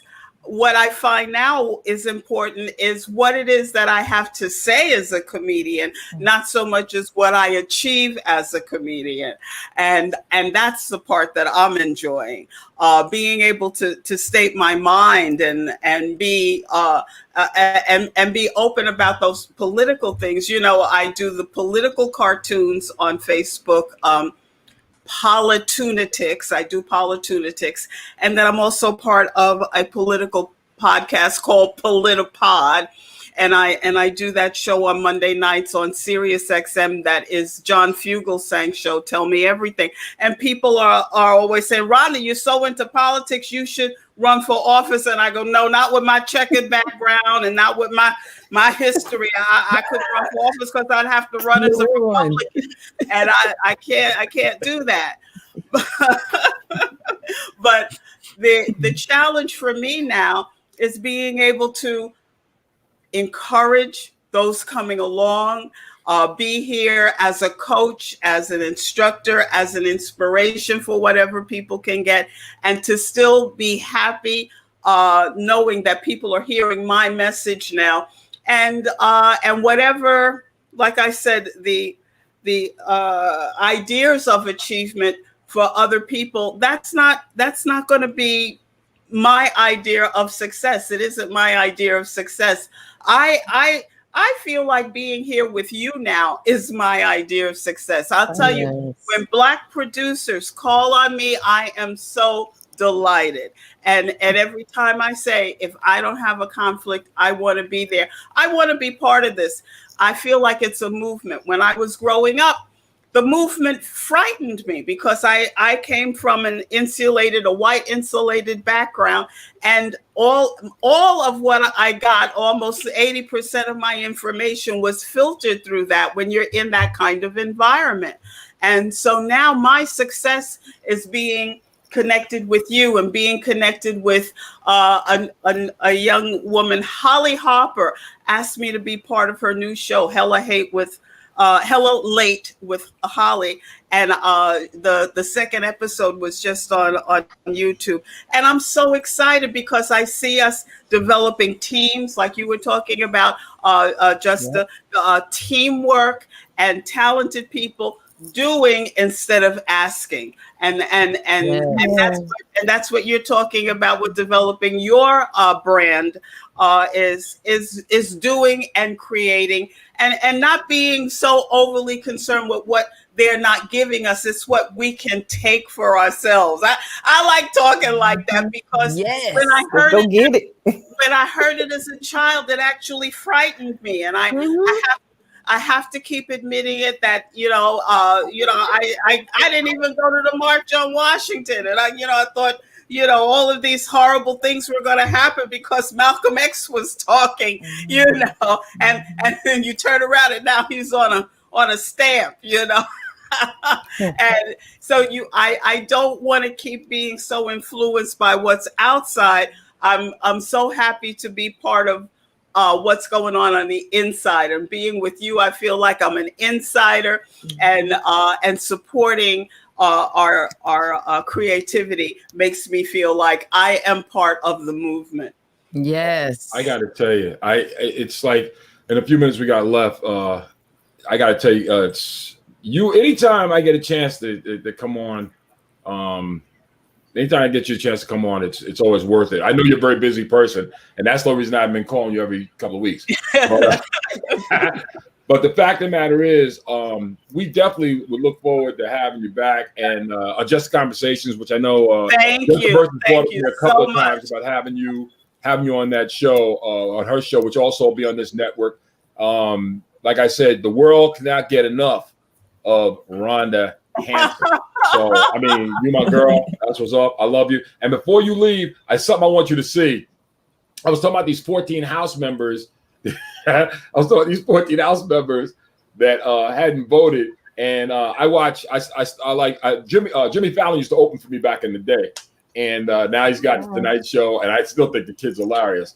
He's got this thing he did. And I just want to get your comment on this for you. I don't want to hold you up too long, but I want to get your comment on this. Well, this is big. Today, Biden signed the Juneteenth National Independence Day Act, making Juneteenth a federal holiday.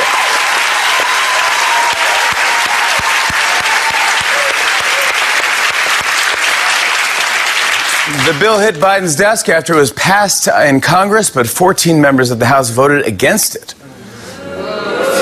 Can we see who they were? Yeah, that's about right. That's about right. That looks like the white paint sample section at Home Depot. What do you think, honey? Should we paint the bathroom Mike Rogers or Thomas Massey? I nearly pissed myself when I saw that. That is so funny. I keep, it's funny. They always talk about he might not last. I know you tell you something. That kid's got something. I always like it. He's got something. But That is hilarious. This is just an example of what I've been saying for the longest. This is just what I've been saying for the longest and whatnot. There's always going to be that group, and it's like that. What's that crazy lady down in Georgia that keeps saying that Jewish space lasers shooting down? Marjorie Taylor Greene. That kind of nonsense. There's always going to be those kind of people. And I just think it comes down to whether we let them get in our head or not. It's that simple. Period. I've gotten to place. I don't let that woman. I've gotten to place because I used to get in all thing with my daughter because I used to constantly watch Fox News. Because my thing was I wanted to hear from everybody. And even though I've met Mr. Hannity before, he's been driving me nuts the last couple of years. I'm like, this is not the same guy I met down in 2008. You know what I'm saying? It's not the same guy. You know, it's just he's gone off the rail. Laura Ingraham and stuff. And I finally said, wait a minute. And I think it was Justa Verse that told me, you're letting them get in your head. That's why it's bothering you. Well, you are absolutely right. It is a head game. And that's what I am just so excited about, us understanding that that's what it is. It really is a game, because the Republicans have no problem with saying they want something, and then when they want to turn it off, they say, oh, we don't want it. The Obamacare started out as a Republican proposal. Exactly. And they're still fighting it. They're still fighting it now because it's coming from the other side. They have no qualms about changing their minds as long as they are on code. And what I'm hoping is that I can be part of our being on code, of working together, working and making decisions about what our agenda, and going forward with a like mind of support, networking, and approval for what we want to do. We can take and do. That's what I want us to be more focused on, instead of asking. When Clyburn was asked what he wanted for delivering Black people to Biden, he said nothing, and I was so disappointed. Disappointed. Right. But I said, you know what? You know, this man's ideal is his fish fry, and you know, he's got to go heat up his grease, and that is his realm. But there are other people who have a different mindset. We know what we want, and if we don't get what we ask for, we create for ourselves and move forward. Well, I think that about says it all. And I want to tell you, Rhonda, as always, it is an absolute pleasure having you on. The knowledge you drop is absolutely incredible. Hey, besides the Black Comedy Fest you're doing right now, what else you got coming up real quick? Give us a line. I'm directing a piece in the Jacumba Reading Festival. I've been doing a lot of directing online, and now that things are opening up, I'm going to have pieces actually in the theaters, in addition to doing a lot of work in the comedy clubs, because during the lockdown I was getting some writing done. So if people look for me on social media, I'm on Facebook at Rhonda Hansome Comedy. I'm on Twitter at Rhonda Hansome, and on Instagram, Rhonda Full. They can keep up with me, and I want you to know I'm here to support them too. You know, so follow me. I'll follow back, and stay up with what I'm doing, because I'm here for us. I'm here for us. You ain't got to say that twice. Ladies and gentlemen, the wonderful, my hero, Rhonda Hansome in the house. You can bet your butt she will be back. We'll be back to talk to Shay and Key right after this. Thank you again, Rhonda. We love you. Thank you so much. Rhonda. Great. Confident in who she is. Her walk, the way she moves, her hair, and especially her skin sun-kissed. Whether she wears makeup or is as natural as the day she was born, whether she is bare or with silver and gold adorned, she knows her worth. Her self-esteem, though often misconstrued, exudes the beauty she feels within. She is a gift because she knows who she is.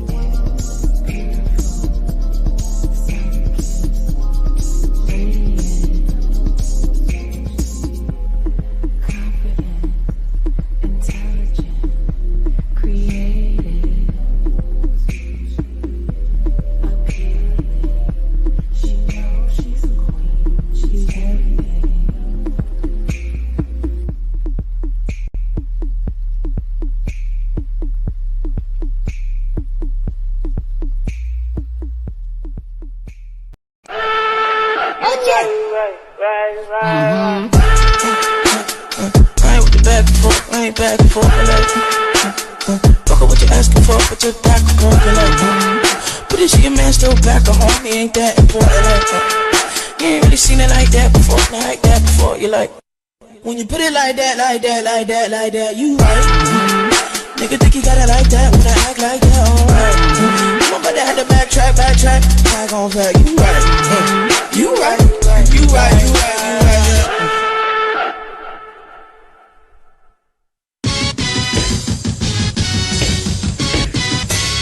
Download Blue Boy Boxing Club app for free at the App Store or Google Play. Yeah, I'm blessed. You blessed. We blessed. Yeah. Wait in line for it, make time for it. Hustling faith and walk blind for it. Struggling grace, I had to climb for it. I'm inclined to find a better grind for it. Recognize I'm qualified for it. Put in position and redefine for it. I'm doing it different, I be the kind for it. If I rhyme on it, definitely I'ma shine on it. A new design on it. And you realize suddenly you are blessed. That's right. That's right. It's that simple, y'all. It's that simple. It is that simple to actually get your stuff. That's right. Cousin Paul. Be blessed. I wear it. You wear it. Support black business. We blessed.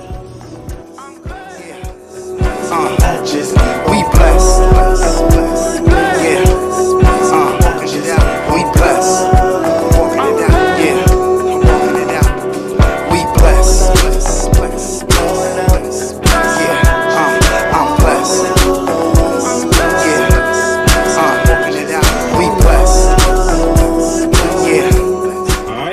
Cousin Paul, C-U-Z-Z-I-N-P-A-U-L. I just want to be America's favorite cousin. I love everybody. We blessed. Blessperiod.com. What are you waiting for? You're watching Unvaccinated Voices on UVV TV.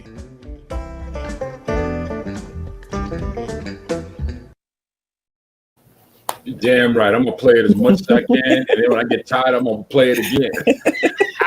I don't care. Take that, James Earl Jones. Yo, this is what actually lost. Check us out. This is CNN. Come on, man. Come on, man. You know, my daughter right now would be begging me for money. My account would be going broke. I wouldn't have to beg you for money. First of all, I feel like you've been slacking. And now because I should have been had a you got trust money. fund. You got money. You need child support. I'm gonna tell my mama she should still be qualified to get child Back support. pay. Because, I mean, you know what I'm saying, back pay and stuff from 18 on. He You know just what I'm saying? admitted. He just admitted to it. So I think That's what I feel like too. He just said he was supposed to give me more. You heard him say that. So whatever I was, my mom was before and whatever, I feel like. Well, it gets ugly because there's like over 300 people that just heard me say it. So this could be a problem. And I don't know how many folks are sharing it. So I ain't got nothing to do with it. I go to court and be outside the line, like outside the DMV, talking about what you here for? Your license? No, I'm gonna testify against Ed. I'm just here. That's right, y'all. Support black business. We gonna consider this my own black business because it's an income I'm trying to get. You know what I'm saying? Support me and my mama. It's so hard to keep the funny up without Paul's pull-out radio. But that's another story for another time. Paul's pull-out radio. That's it. John had to leave, but y'all never got to see Paul's pull-out radio. It's like unreal. Yeah. Who knows? Maybe he'll come back. I don't know. You got plenty of time. We got right now. Want to welcome you guys to once again the Unvaccinated Voices special edition we got going here. Juneteenth celebration of freedom. And one of the things we've been talking about, how power of what black women have done. You know, it's absolutely incredible. In a little while from now, we got Mr. Travis Wortham's going to be catching up with us from Texas, and he's down there. And this brother, you want some knowledge? Once again, we're dropping all knowledge on you. But right now, I want to take a minute, and I want to kick it with Key and Shay. Let's start with Shay first, who ain't said a damn thing since she's been on the thing. You know what I'm saying? Just sitting there looking all good. No, this my is babies, my first all time. my I'm babies not look used to good. this. Actually, I gotta stop saying my daughter, because your mother might say, well, as long as he willing to take that title, he might as well take that title. Giving out extra child support Where am I It's like I got all these young ladies around me, and I just keep saying the same thing. My daughters. Every time I see it, my daughters. I ain't never met Key. I was telling people, my daughter fine, ain't she? You know what I'm saying? That thing, you know something? When I put that promo together about 9/11 fashions, the one picture that got to me probably more than anyone's that last one I had, the one where you're sitting on the floor, With your best friend? With your best friend? That's mad fashion. Oh, yeah. That's just, you know how much money, folks get to make stuff like that. You know what I'm saying? You see a white girl, a Glamour magazine get $1 million. You did it for free. Just I've heard. I hate it, girl. I hate it. And wearing her own gear. Usually, think about it. Most of the time, with the exception of somebody like Diane von Furstenberg, and she's the only one I can really think, and that other lady, the Asian lady that makes all the wedding dresses. Oh, she doesn't do it either. But Diane von Furstenberg is the only one outside. It's usually a man that only wears their own stuff. You know what I'm saying? A Hilfiger, all them guys. You never see the females, for the most part, wearing their own stuff. And I just thought that was dope. They do down here. Huh? They do down here. Oh, really? Yeah, we wear our own stuff. We wear other people's stuff too, but we wear our stuff too. That's right. Let me ask you real quick, Shay. You kind of glossed over in the beginning, all right? But seriously, tell people a little bit about who you are and what you're all about, because people gonna be checking you on this show. They need to know. People always have a feel for who they're dealing with before they watch these shows. Watch on the networks and stuff. That's how it works. So you kind of quiet, but I know personally you're not, and I know right now you're violating my number one rule. You violate my number one rule because right now you should be at work. You should be at work. That's what I always tell you. You should be on your job. You should have 4 or 5 jobs, but that's all right. I'm always on my job, Pop. I'm always on the job. Trust and believe. Every day. Every day. Every day. Every day, as long as I have that one there, I'm on the job. I hear you. No breaks. But I have a real passion for people. I have a passion for my family and just being better every day, just working at being better, and just having a support team. And if I can be a support team for someone, then that's what I want to do. So, I mean, I know I sound like I'm kind of bashful right now, because I really am right now, because this camera's on me right now. Okay. You can't tell by looking at my Instagram, but I really am kind of reserved when it comes to this, because this is something new for me. But just my passion in supporting my Black brothers and sisters, like, it goes deep for me. And that's it. What other questions you got? Well, it's just like the Queen Karina Ford always says. You're one of those people. I've read your Instagram, your stuff, and I know you take it to the paint. You don't play games. No, you know what I'm saying? So that's why I keep saying, like, I got to get to know Key a little bit better.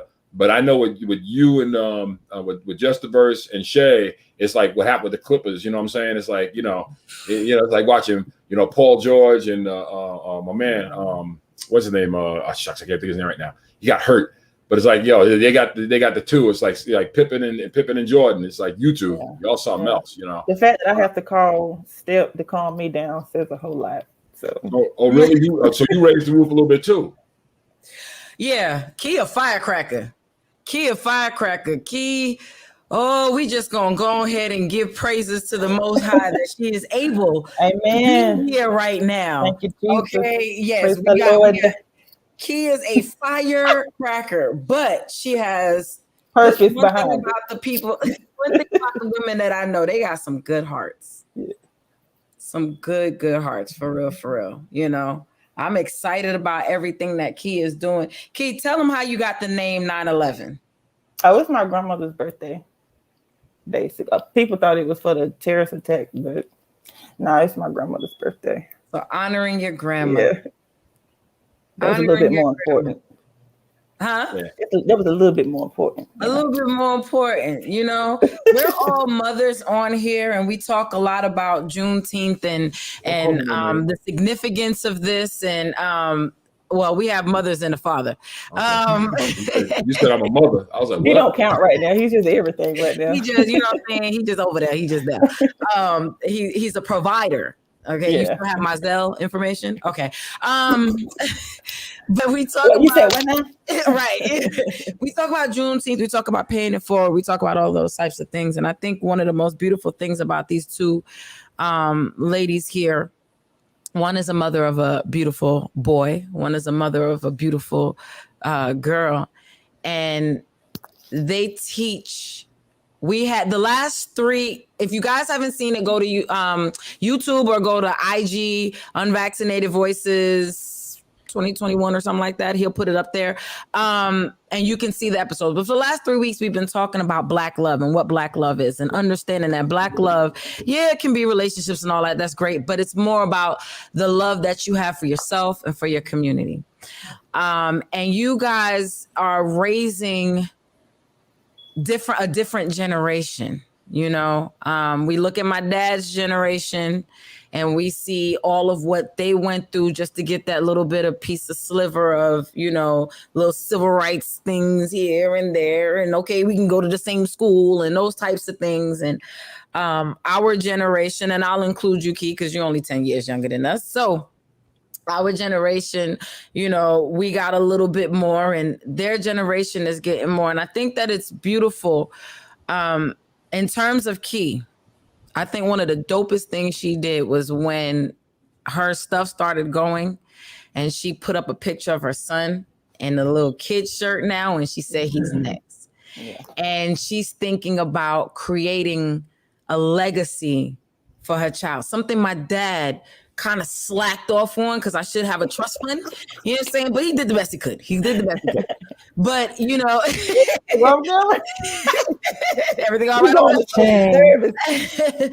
But we are interrupting this program with technical difficulties.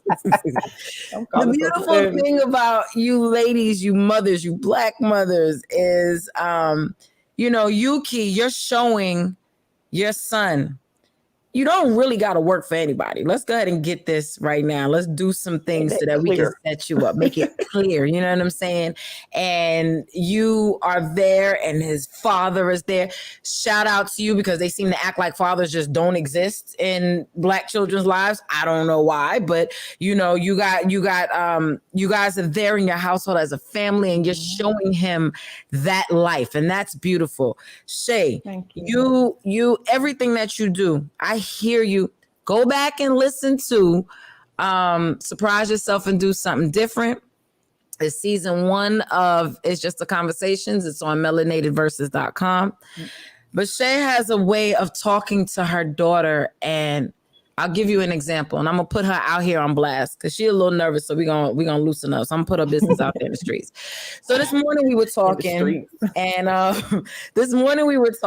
and her daughter was cooking. Now, Debbie's so funny because she's just like her god brother. The two of them, they so cute, but they so selfish. She go in there and she be cooking up her meals and don't think about nobody else. She just smelling all good and stuff like that. You want some tea or something?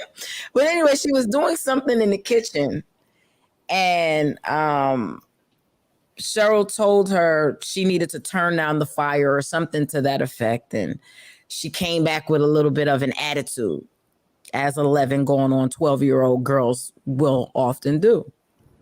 And the natural reaction for a mother, a Black mother, or so we're told, is to go off. What? Who you talking to? You know what I'm saying? Like, but my girl sat there and was like, listen, I don't need you to talk to me like that. I asked you to do something. If you already did it, you can say, Mommy, I already took care of this. And we can communicate like that. You know what I'm saying? And she was ever so calm. And Deb still had a little bit of, razzle dazzle in her voice, just a little bit. And then she had to kind of turn up just a little bit. Remember, I am your mother first and foremost, but I'm just trying to tell you. You gotta let them know. Okay. But that communication, You know, you guys are doing an amazing job of making the next generation better. If I do say so myself, I feel like my daddy and my mama made me a little better than them, you know, to Mac, because you know I be doing my little thing. kind of a little bit. If you pay me, I'll say something different. But anyway, for those of you who feel my struggle, I have no shame in saying you can definitely cash at me $$ Justa Verse. I don't say no. Okay, so if you want to help this deadbeat dad situation, I'm not going to deny it. You know, one of the things I think is really unique, and it's funny you should mention what you mentioned earlier about the generations. You know, I'm old enough to actually remember when I couldn't sit at a lunch counter. I remember when I watched my mother take us down south, and she used to, at night, they would have to go to the back of the diner to get our food. I didn't understand what was going on. We were supposed to be asleep. You know what I'm saying? And we're coming back, and next thing you know, it's like, oh, I was like, why can't we go inside? You know, I remember seeing colored and white. And to me, it was just a matter of, it didn't say I couldn't drink the white fountain. That's why I got in so much trouble when I did it in Valdosta, Georgia. You know, because it was like, to me, it was white fountain. Well, that's the cleaner one. Common sense there. That's what I want to drink. Oh, the cleaner one. And I remember the people I was with, my quote unquote cousins, they grabbed me and they went in there and apologizing. White people, like, for what? You know, well, the thing about it is, you know, I mean, think about it. I mean, based on that, hell, you know how close I came to becoming Emmett Till. You know what I'm saying? I mean, you know, but we didn't know about that. We knew what was going on. We just didn't think it applied to us for some reason. I don't know. We New Yorkers, we crazy. You know, but growing up, you grew up in the South. Like, I had a culture shock, and we'll talk about that in a second. I'm sure Cheryl can relate. But you, someone that grew up in the South, how was that life for you? Even in your generation. Keep one thing in mind. It was like every summer we'd go down south, and we spend like 2-3 months down there. And I was older before I could never figure out why it was that when we went down there, two things always happened. First of all, during the day, we went to the house, and we always stayed as a group. No matter where we went in the town. Even with friends of my mother's in North Carolina, we went to towns. We went as a group. Then at night, nobody left the property. Nobody left the house. And it didn't occur to me why until I was about 10 or 11 years old. And I think I told Justa Verse this story. We were in Valdosta, Georgia, the place outside of Valdosta called Hey Harry, Georgia.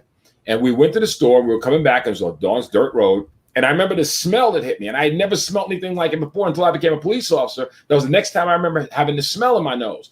And I'm like, what the hell is that smell? It just kind of freaked me out. So we're walking. We turned the corner, and in this field, maybe about 50 yards from us, is this, there was a tree, and there was a man hanging from it. And we walked towards it because I had never seen nobody lynched before.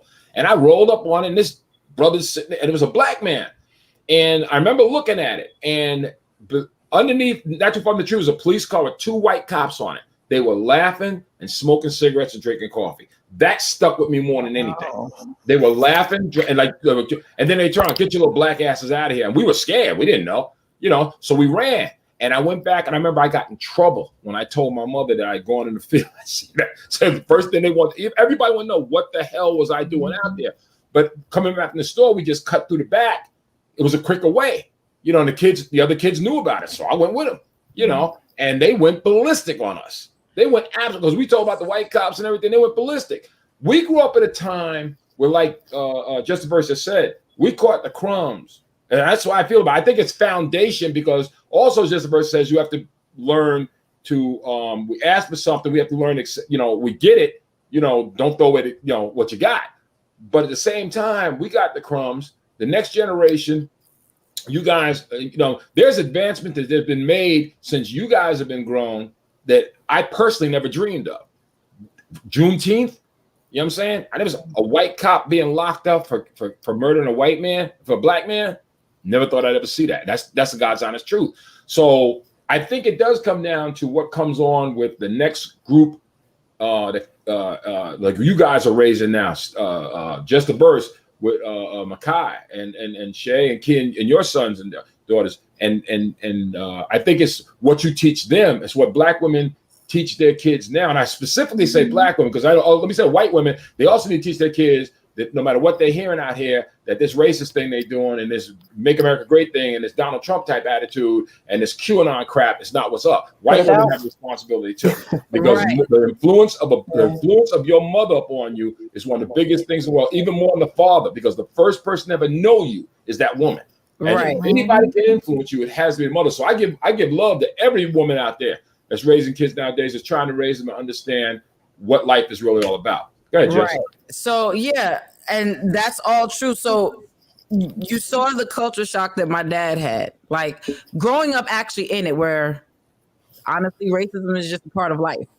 How was it for you growing up North Carolina? How was it for you growing up in North Carolina? I know you around a lot of black folk, but yeah, a whole lot of them. Yeah, I know that tension is there. A whole lot of them.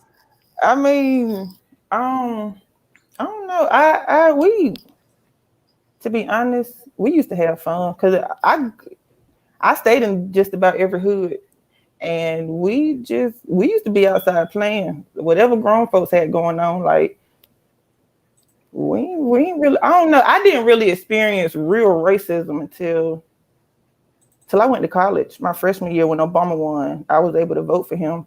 And like when we got the news that he won, we all ran outside, and it was some white people out there that was throwing eggs at us, but we didn't care. We kept right on going because by the time we got out to where everybody was at, it was a whole bunch of white people and black people. So that was celebrating at that point. Yeah. So I experienced it in classrooms, like in school, but it wasn't nothing serious. Like you said, it's a mind thing. So yeah, the Guidance Council said this, but who cares? Like, and you know what I'm saying? That's the thing, though. For me and Cheryl, I'm gonna ask you in a second, but when I was young in New York, because I moved to Florida when I was in middle school, so I was still pretty young. But during those times, like the only thing, this was in the 80s, so the only thing that I really heard focus on was the war on drugs, DARE, that was, you know what I'm saying? However, the moment I went down to Florida, it was so in my face. You know what I'm saying?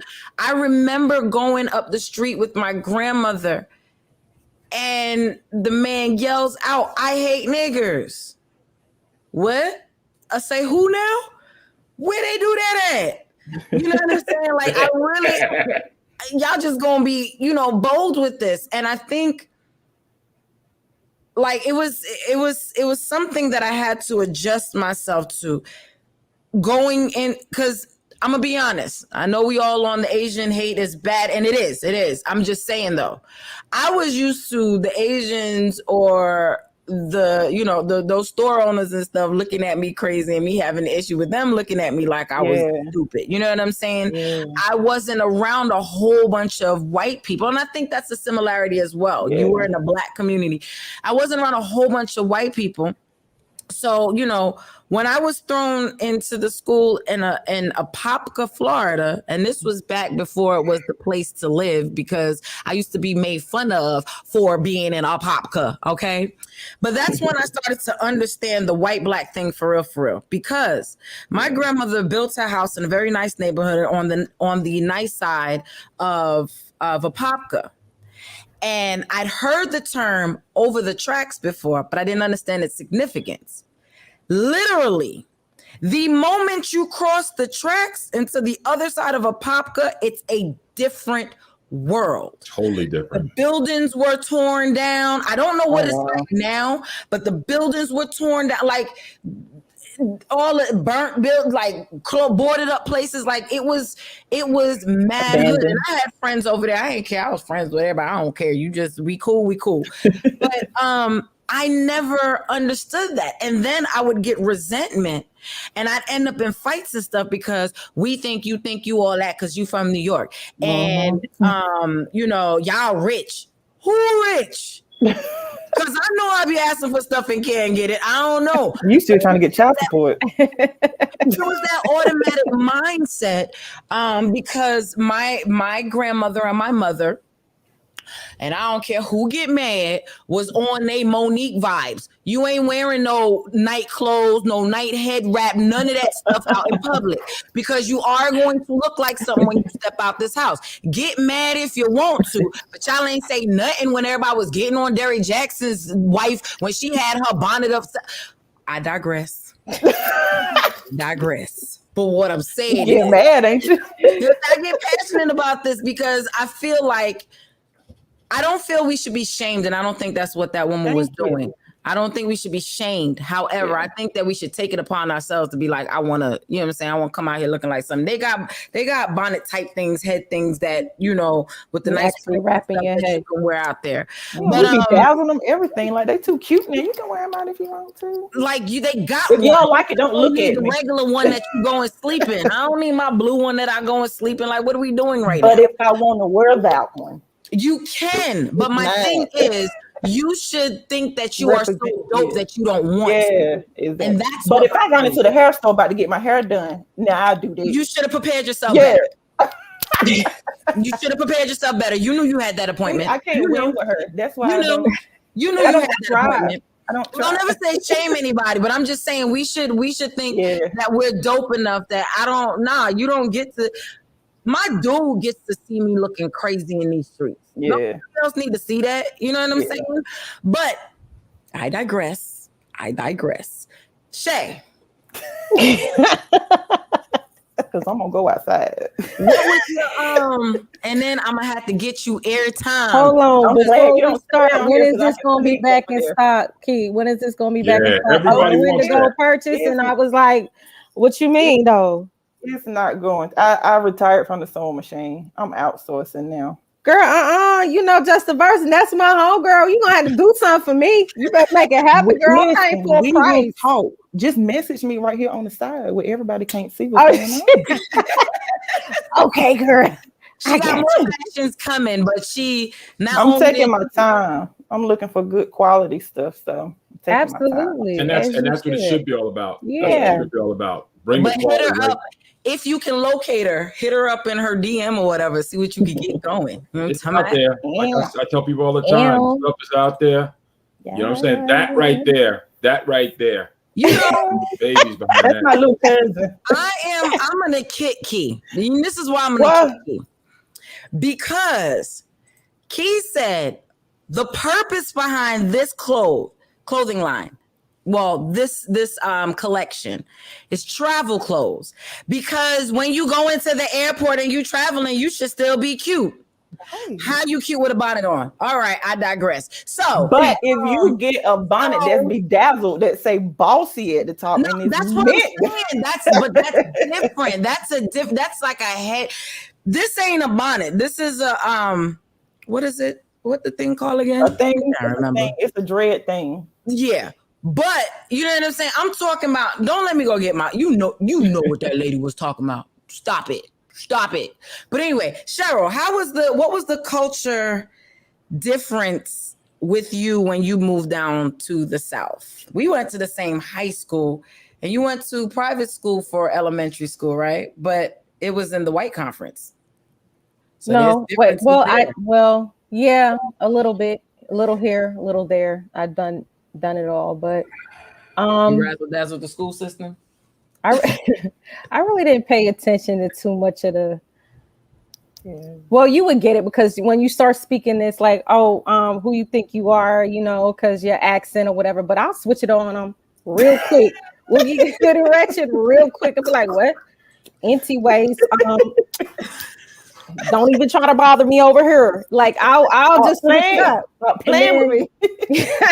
For real, I switch it up. So I really didn't have any issues with people growing up. It's just, I just did it. But you've been a go-getter. You just go for what you want. Cheryl ain't paid for nothing her senior year. She said, listen, I don't have the money for no cap and gown, so I need a voucher, something. I don't have no money. I didn't think of that. Listen, I don't have no college application money. I need a voucher. What you got for me? Because that's what we need to know. What's on the table now? So, but I'm gonna graduate with or without a cap and gown. With or without, something gonna happen. Y'all figure that out. This is what I keep saying, yo. My mother is so freaking dope because this woman walk around like she got white privilege, and it is the funniest thing. It is the funniest thing in the world. See white people get so caught off guard because this woman. She gonna personal space. What do you mean personal space? If I feel like standing here, we went into the Target. I was with Yardley and I had to walk away. This woman going all through the aisles, and it wasn't on purpose because she in the riding cart. She done knocked over the people's stuff.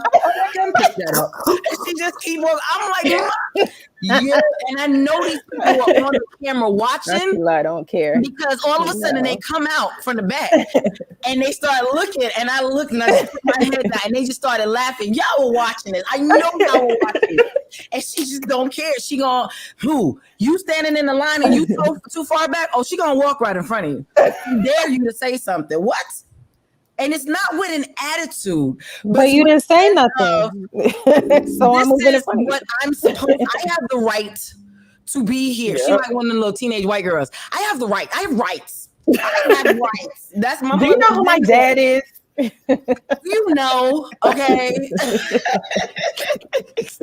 Let me ask each one of you. I'm gonna go around the table on one at a time, starting out with Key. Today being Juneteenth. What's on your agenda today? How are you going to celebrate it? Besides obviously joining us and getting to see your promo commercial for the first time, because I am dope. But I don't know what that means, but I just like saying it. It's good. Just know it's good. Good Lord. But what? How are you celebrating it? How you celebrate today? And what are you telling your son about today and what this is all about? Well, I will be honest. I'm not gonna tell him nothing right now because for one, he already know it all, and for two, he don't care right now. He full. So I'm gonna save it for later. But I don't know. I kind of want to just have a cookout. It's an event going on at the store today. Cookouts and stuff, but I don't know. I kind of been a loner here lately, so. Is your stuff in the store in the mall? Still? Yeah, it's some stuff in there. I just don't be in there because I'm y'all taking. Need to go to what is it? Crabtree Mall. Crabtree. Yeah. I need they haven't. Yeah, I have to post the flyers on my Instagram, but I don't know. I think I'm gonna just chill today. And you should. Yeah, I'm in a healing phase, so some days I just don't like people. I love them, but I don't like them. So we understand. Yeah. Oh my God. This is why we have just a conversation. Yeah. Okay? Today, me and human beings. Exactly But I love people though. I love them, but understand. right now today, yeah. We can't. How about- some days I don't like people. How about you, Shay? What are you gonna do today, and what are you telling your little lady about today? Well, she knows about Juneteenth. She's gonna be relaxing. I'm gonna be relaxing too, but I be getting my ping on. I know people always have something to say about the clubhouse, but I be getting pinged on it. So I'm gonna start my own room and we're gonna go in. Okay, we're gonna talk about it, baby, and we're gonna celebrate this time for the first Yeah, time. I need to get on that. You said that was Clubhouse, right? Yes, ma'am. Steph, you can send an invite. Okay. Yeah, send her an Is invite. that the same thing as? Is that? I'm sure how ancient I am. Is that the same thing as Black Twitter? Okay. I think it's the same thing as this. Somebody's got to ask a stupid question to break this thing up. Justa Verse is older, grown man already, and obviously I know that he's been educated on what it's all about. I guess my question is, what exactly are you planning on doing? Smoking a lot of weed. Well, that kind of honesty, sign off for here. See, she can say that because she got a card. That's just not fair. Why would you even say that? And it's legal in Arizona anyway, so you can come out here and do it too. You feel me? But I am definitely, and the reason why is generally I smoke for my anxiety. But today I have been going and going and going. I got a whole bunch of things that I'm working on. My mind is going 100 miles a minute. I have not had a chance to sit down and just chill. Yep. So I am going to roll a couple fatties. I'm going to get my black girl wine thingy. I don't even remember the name, but it's a black women wine thingy. I'm going to bust that open right quick. You going to FaceTime me? I'm going to FaceTime you. You can smoke with me. I'm going to FaceTime Yardley. She can smoke with me. Daddy, if you want to join in, you know what I'm saying? And it's going to be a whole celebration. Let me interrupt real quick. Let me just tell you, a lot of you folks, we had told you that Mr. Travis Wortham is going to be joining us, but this is one of the problems when people are around different parts of the country, and he's not as far away as Justa Verse, but he seemed to miss the note because he thought he was supposed to be on in a half hour, but that's going to be Hugh Fletcher time. So he will be on in 10 minutes. If you guys don't know Travis Wortham, like I said before, this brother, community activist out of Dallas. If you've seen the other shows I've been on, you know the power of this man. You know the knowledge he drops. You know what I'm saying? And he'll be joining us in a little bit. I got 10 minutes of foolishness in me. You ready? Yeah, well, we're not gonna have 10 minutes of foolishness. Not with you. I'm gonna mute my. Let me tell you something, girl. I'm gonna mute myself. Oh God, we lost Shay. Oh, her job probably called. She had to go to work. You know what? That's it. I'll never hear the end of this. No, you won't. I'm gonna always need to have a job. It's all being recorded. Even when I got 10 jobs, yo, you need to get a job. I will show potential employers. See, she has too much time on her hand. The woman can still go to work. The other two own their own businesses.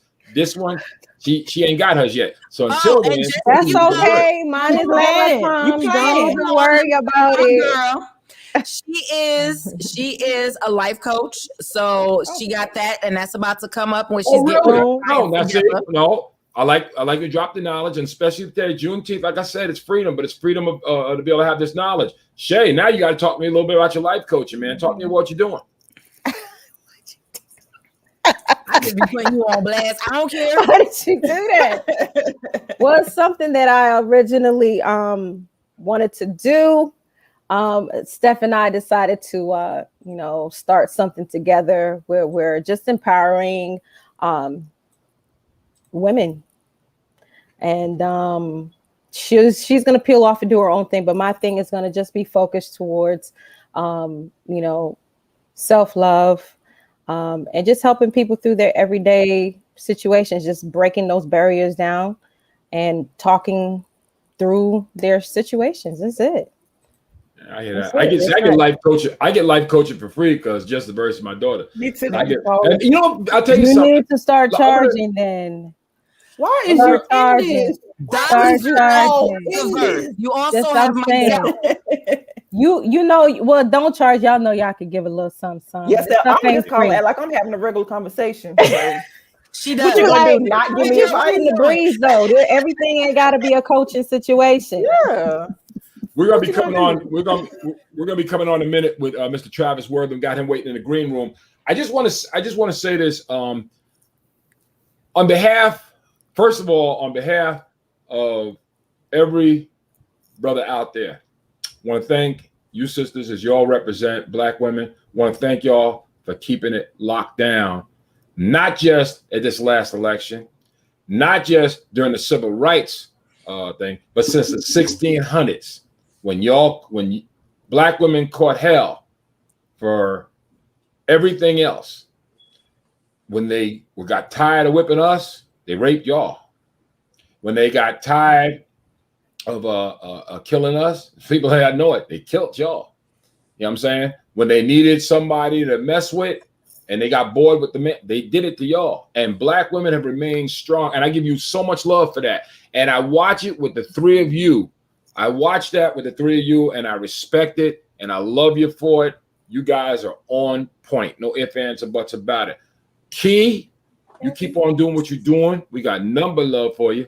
You know, as long as I got a show, you got somebody to push your stuff. And I can be black. I can be black up here. Yeah, say again. I get to be black.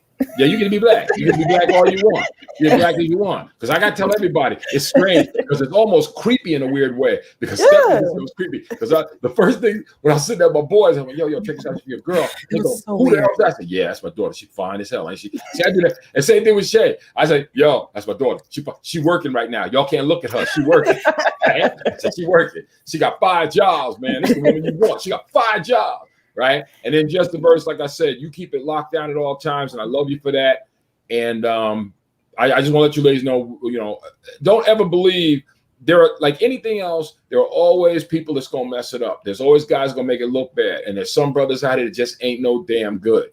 But trust me when I tell you, I'm not bragging. I'm not one of them. And believe me, there's a lot more like me out there to respect and love y'all and respect what y'all do. And one of them is the people I'm about to bring on right now. Ladies and gentlemen, out of Dallas, Texas, this man he's my hero. You know what I'm saying? I watch with this man. There are a lot of guys that talk, and this is one, and sisters, I want you to pay attention to this brother, because there are too many of us that talk the talk. This brother walks the walk. He has looked the enemy in the face and told him what time it was. Ladies and gentlemen, I give it to you right now. Mr. Travis Wortham is in the house. How are you, sir? I'm doing well. How's everyone this afternoon? Yeah, happy Juneteenth to you, sir. Well, and happy Juneteenth to you as well. Yes. All right. I just want to let you know, around the board, Justa Verse from the other program. That's my daughter.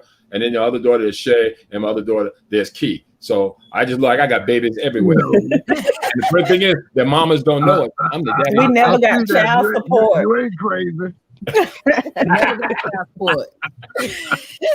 Let me ask you now. I know all the things you're doing out in the community and who you've been dealing with and everything else. When I talk about Juneteenth, you were one of the first people that when I brought up this whole thing about Juneteenth period, you were one of the first people that came to my mind.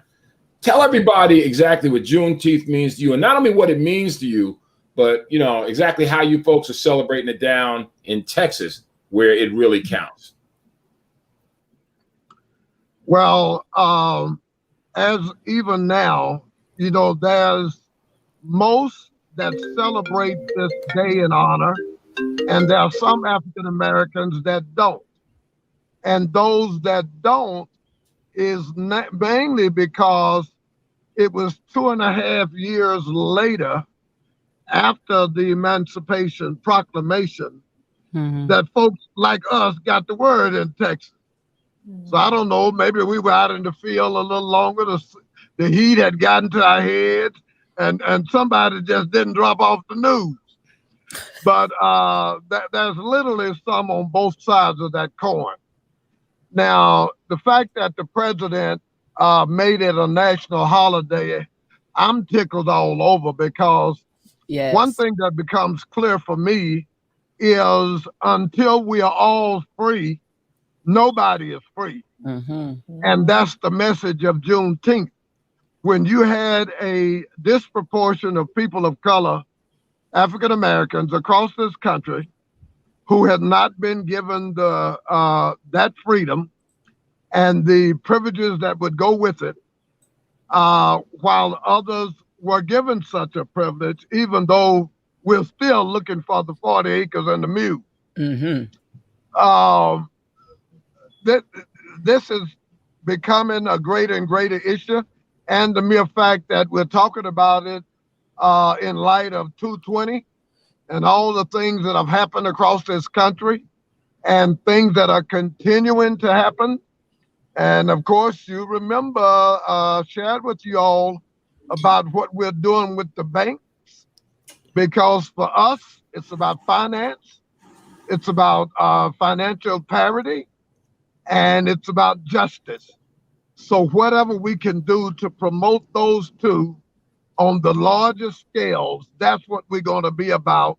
And I've said to our people who are out there marching, please march. It's relevant, it's important, it's necessary. But after the march, we need to get into boardrooms, we need to change policy, we need to do everything that is required so that we have the same parity and opportunity that all the dominant group have. that's where we stand. Well, let me ask you, and this bothers me because with everything else you're saying and the importance, there's a lot of importance to what you're saying, but there is one other problem that you have right now. Right now, you've got a legislature and a governor that's going out of their way. I'm not hearing you clearly, and I'm on my cell phone. Will soon be on my iPad. Okay. Can you hear me now? Can you repeat that, please? I said, yes, I can. All right. At this stage of the game, you have a governor that is doing everything he can to retard the vote. How would you agree that also not be able to have the voting power has a great impact on the financial gain? I couldn't hear anything you just said, Eddie. Okay. I was wondering what the governor's doing right now. With what the governor is doing right now, do you believe that that the voter suppression is hurting the financial dreams that we have right now for financial power? There's no doubt about it. Everything along that line has an impact on that. We are completely dissatisfied with some of the actions of our governor. And we are hoping it's going to make people mad enough that during this election next year, we're going to try to turn much of this state blue, because that's at the heart of what this governor is capable of doing. And he's running long range in a lot of his efforts, not even including his own party in some of his decision making. And the way we're going to beat that, y'all, is at the ballot box. And we've got to get our people out there to make sure that we're voting like we did last year.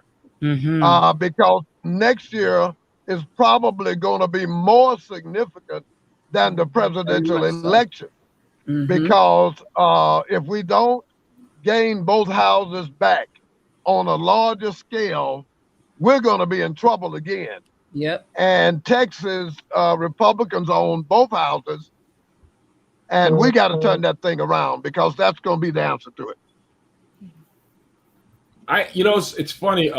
And Justa Verse, I'll let you get in on this in a second. But what bothers me is the mentality that still exists in the political system. The belief that if we make them stand online a little longer, if we tell them they can't get a glass of water online, if we tell them they can't have a seat online, do these people not realize the history of Black people in this country? No water, no food, standing online. Right. He's kind of used to that. Right. Yeah. Yeah. I'm so sorry, Ed. I didn't hear you again, but in 2 minutes I'll get on my system so I can hear you clear. Okay, that's what I was about to say. I'm gonna. But while he's getting that together, while he's getting that together, that's a valid point, Daddy. We know how to push through and survive. What our job now is to thrive. We have to keep making it a priority, because what we tend to do is a big way Trump got in, besides all the behind the scenes foolishness, is that we get comfortable and then it's not a big deal. Yeah. Right? So we got Obama. And we got a little comfortable. Yeah, we get to complaining about him, but he's Black, he's there, cool. You know what I'm saying? Beyonce and Jay-Z's his friends. We all right with him. You know what I'm saying? And then we got comfortable. And then we looked at our comfort and said, there's no way they're going to make Trump president. Now, I will say I called that mess, because I saw how messy I'm about to say, was. I already knew. There were a lot of people, I'm not going to vote. And then we got into, I always said, if I was a racist white person that did not want Black people to vote, the easiest thing for me to do is to put out there in the atmosphere, your vote doesn't count. That's right. Because we kept saying it to each other. We kept saying it. So a lot of people said, I ain't gonna vote. I'm good. Don't worry about it. I'm good. Yeah. And then we got this situation, right? It's a whole lot harder to steal an election when there's a big gap that you can't explain away. You know what I'm saying? And we created there were a lot of people that voted for Trump, but we created such a gap that, you know, we can call him Uncle Joe, Sleepy Joe, whatever the case may be. But we got his behind in there to get old dude out. But here's the point. This is how he turned. This is how they turn a lie. They make the truth is mixed with a lie, and that's what QAnon is all about. And a perfect example was Trump was telling the absolute truth when he said that he collected more votes than any other Republican of all time when he lost. But what happened was he forgot about was it 7 million votes he didn't get that kicked his ass out. You know what I'm saying? Which is what causes all the problems now with these legislatures. This is why I've been saying, and I said it after, and I watched it with North Carolina particularly, because it really upset me.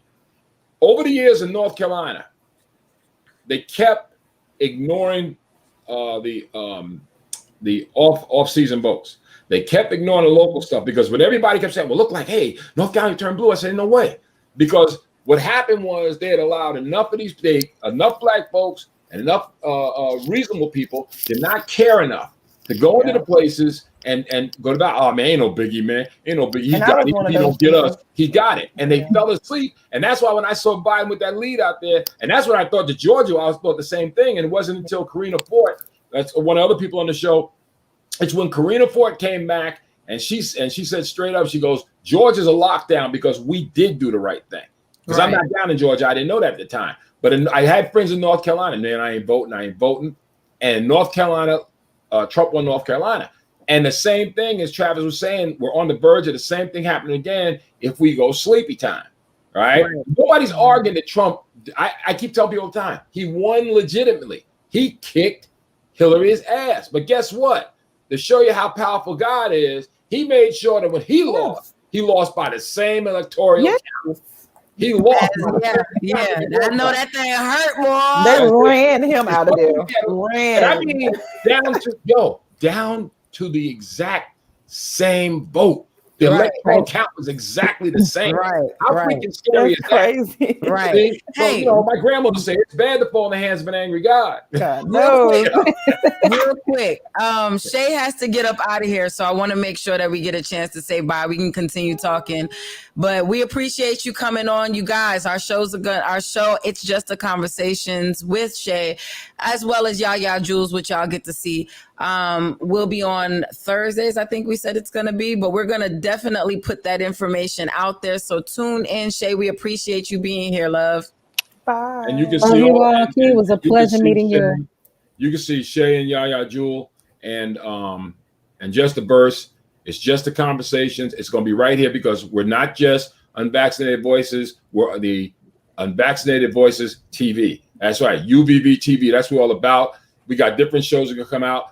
He has no idea, just like with Rhonda Hansome, he has no idea. But as far as the financial aspect and other things we could do to help our people, I'm getting in the thing where I'm going to talk to Travis Wortham about having, because he had on my other show, he had financial people on that talked to us about these things. And we're going to have a financial show on this network that is going to be a regular thing because people need to be educated as to what's going on. Shay, we got nothing but love for you. It's 18 minutes to 3. You got 18 minutes to get dressed so you can go to work. Yes, I'm going to work.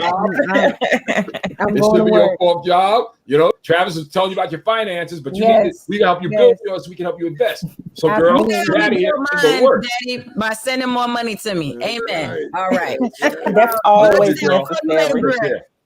Bye. All right, happy Juneteenth. Happy Juneteenth. Happy Juneteenth. Yes, indeed. I'm on for real now. Yes. We got the man on. Yo, we want to take a quick little thing before we bring Travis Wortham on. There's something very special I've been holding that I just want to do, and I hope all you folks out there watching. I know we got over 400 of some of you guys watching right now. And thanks a lot to all you guys that are watching right now because you watching 400 keeps this thing on. We got over 400 people checking out right now, and God knows how many people are sharing this thing. But we thank you for that, and we really appreciate you, right? And hopefully Karina Ford will be coming on later on. But I got some people wondered, and I've had people ask me, say, Ed, you know, you're going out to these cookouts with these people for the 4th of July. And my white friends have asked me, Ed, what do I do if I'm ever invited, you know, to a Juneteenth cookout? So this is a little thing that I found on watching TV. I found this, and I just want to pass this on to y'all. A little advice on what to do if you're invited to a Juneteenth cookout. Tuesday, the Senate unanimously passed a bill making Juneteenth, the day commemorating the end of slavery, into a federal holiday. That is amazing. Long overdue news, especially coming just days before this year's celebration on Saturday. If you're lucky enough to get invited to your first Juneteenth party, but you're not a Black person, I've learned about some helpful do's and don'ts. Do put more food on your plate. If an elderly woman says, eat more, you're all skin and bones. She may look fragile, but she will crush you. Do learn the electric slide before you go, but don't bring up R. Kelly. And finally, don't ask a Black person more questions about Juneteenth. Your education, it's not their job. Look it up. And while you're at it, you should put some sunscreen on those pasty legs. Happy Juneteenth. Yeah, my wife got a little upset with the last one, but that's not the point. She will be wearing her key gear and 9/11 gear, and it'll be long pants. You're muted. Show it. What's up? I'm in it. I got one thing to add. I love that, but I got one thing to add. We don't need you to bring anything with raisins in it. That's it. Other than that, or anything, period, because we got it. Just come enjoy yourselves and just eat good food. That lady said she might look fragile. Oh, that's so good. That's it. You can sleep with old Black folks you want, but Richard Pryor warned us about that a long time ago. That's with old Black folk. Right? They ain't a quicker way to the grave, especially old Black men. They ain't no quick. And which I'm 65, so I'm about to be one of them. So I'm telling you right now, you don't want to mess with old Black men. Ladies and gentlemen, with that in mind, once again, we got Travis Wortham.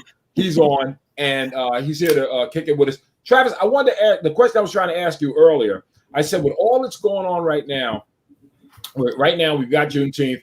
Celebration Freedom, and that's great. And we're looking for other advancements. And earlier we had Rhonda Hansome on, and she was talking about one of the things that it should go a little bit farther. The next thing, we have to start getting to this thing with reparations next.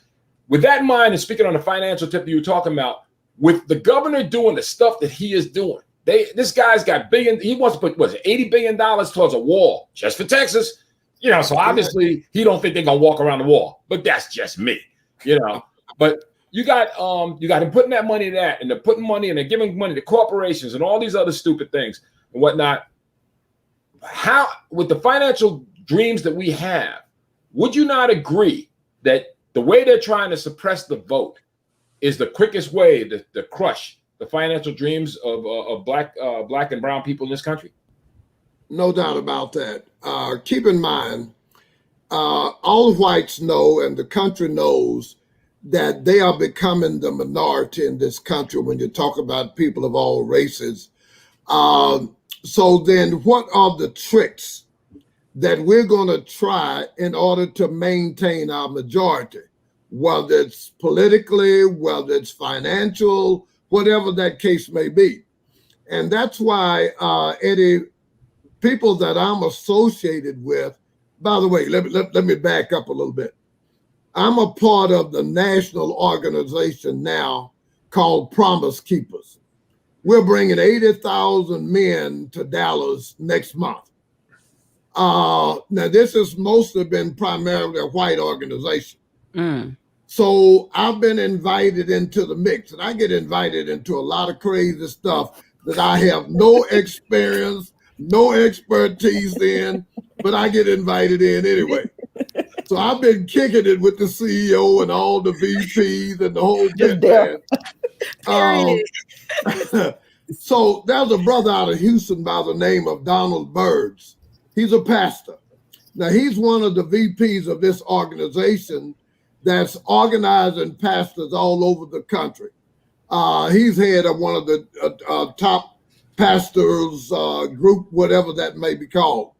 Now, he asked me to meet with him and some other pastors in Fort Worth, Texas, about 3 weeks ago, because he had heard my presentation on what we're doing with these banks.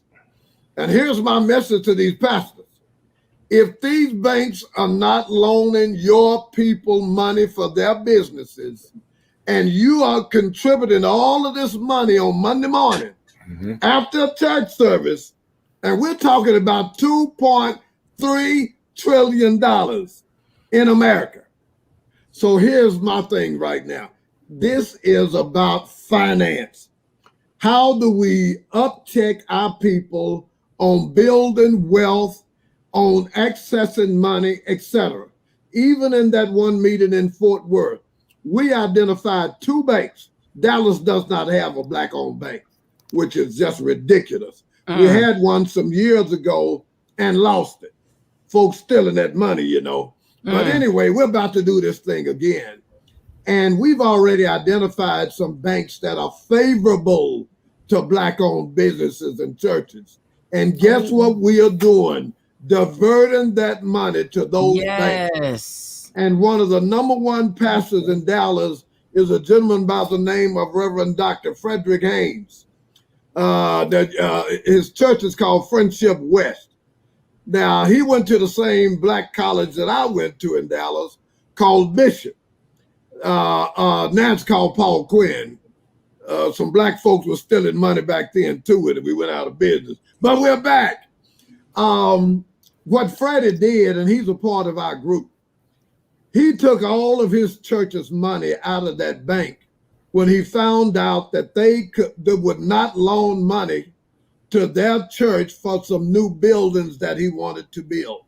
And by the way, ladies, to give you a little of the history, Eddie has heard this. In Dallas, there are 5 black mega churches in the southern part of Dallas. Not one of those mega churches, that includes T.D. Jakes, if you can imagine that. Dr. Tony Evans, if you can imagine that. These are worldwide guys. Not a one of them could get a loan from a bank in Dallas, one to buy their church and to rebuild new buildings on their church grounds. They literally had to leave the state of Texas to find banks that would give them money to build in their churches. And now they are mega churches.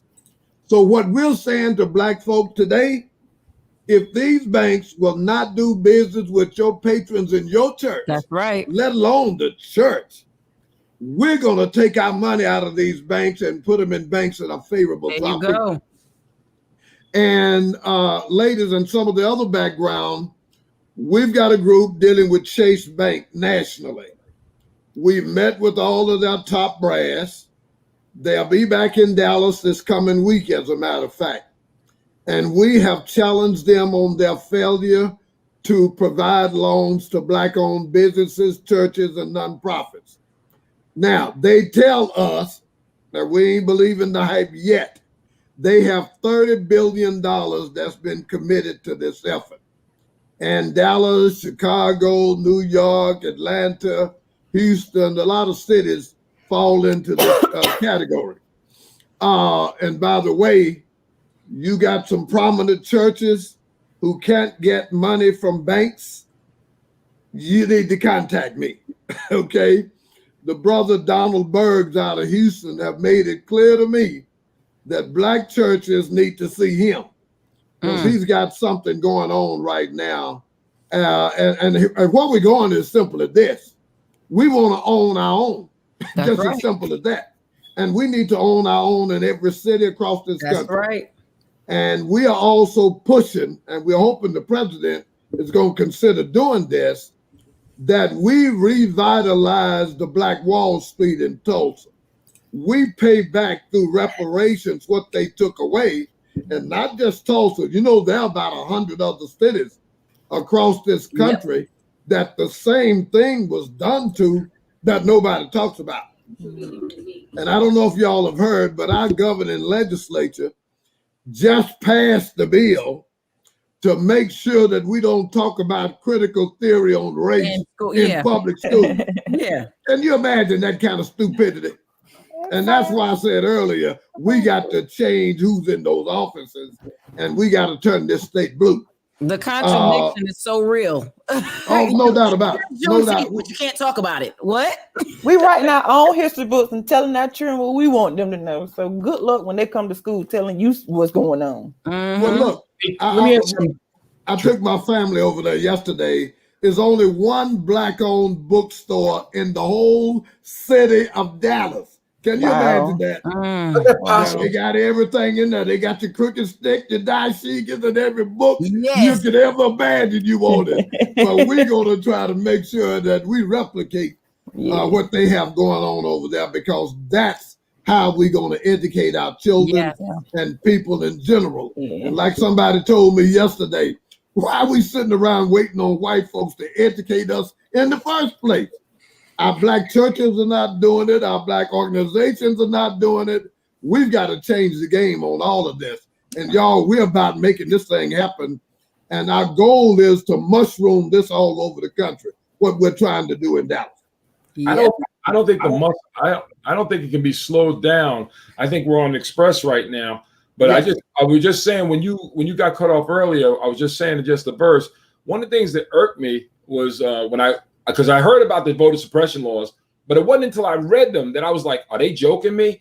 Here's the rules. If you're in line, you can't have a drink. Nobody can bring you water. Nobody can bring you food. Nobody can bring you a chair. You have to be left in line. We black folk. We thirsty. What's the hard part? Because I don't know if you remember this, when Donald Trump was about a year before his presidency, there was a special election in Wisconsin for some judge. And Donald Trump endorsed this white lady for the judgeship. And everybody kept saying it was a lock. And then there was a big snowstorm and it got really cold, right? And they looked, and I talked to a couple of brothers that lived in Milwaukee. Black folks was out there in line, and they purposely started slowing up everybody. Like, they'd slow up how many people could come in the room, because remember the time, it was pretty close to they hadn't made the rules yet for the virus. And what they started doing, they made it slower, so black folks had to stand longer. And I got actual pictures. A friend of mine is online talking about, all right, what's up? It's cold. It's been cold before. They don't realize there is something in the psyche of these people. I'm talking about the Mitch McConnells and some of these old, and I'm sorry, I got to use the word, there are old crackers out there. All right. And their mentality is the same thing that worked for Strom Thurmond is going to work for them. What these policies seem to be working off the thought of the old 50s cartoons. They're shiftless, they're lazy. All they want to do is have sex, lay around, and collect welfare. I'm dead serious. That when I grew up, and you ladies would know that because I was back in the day. But this is what it's turned into.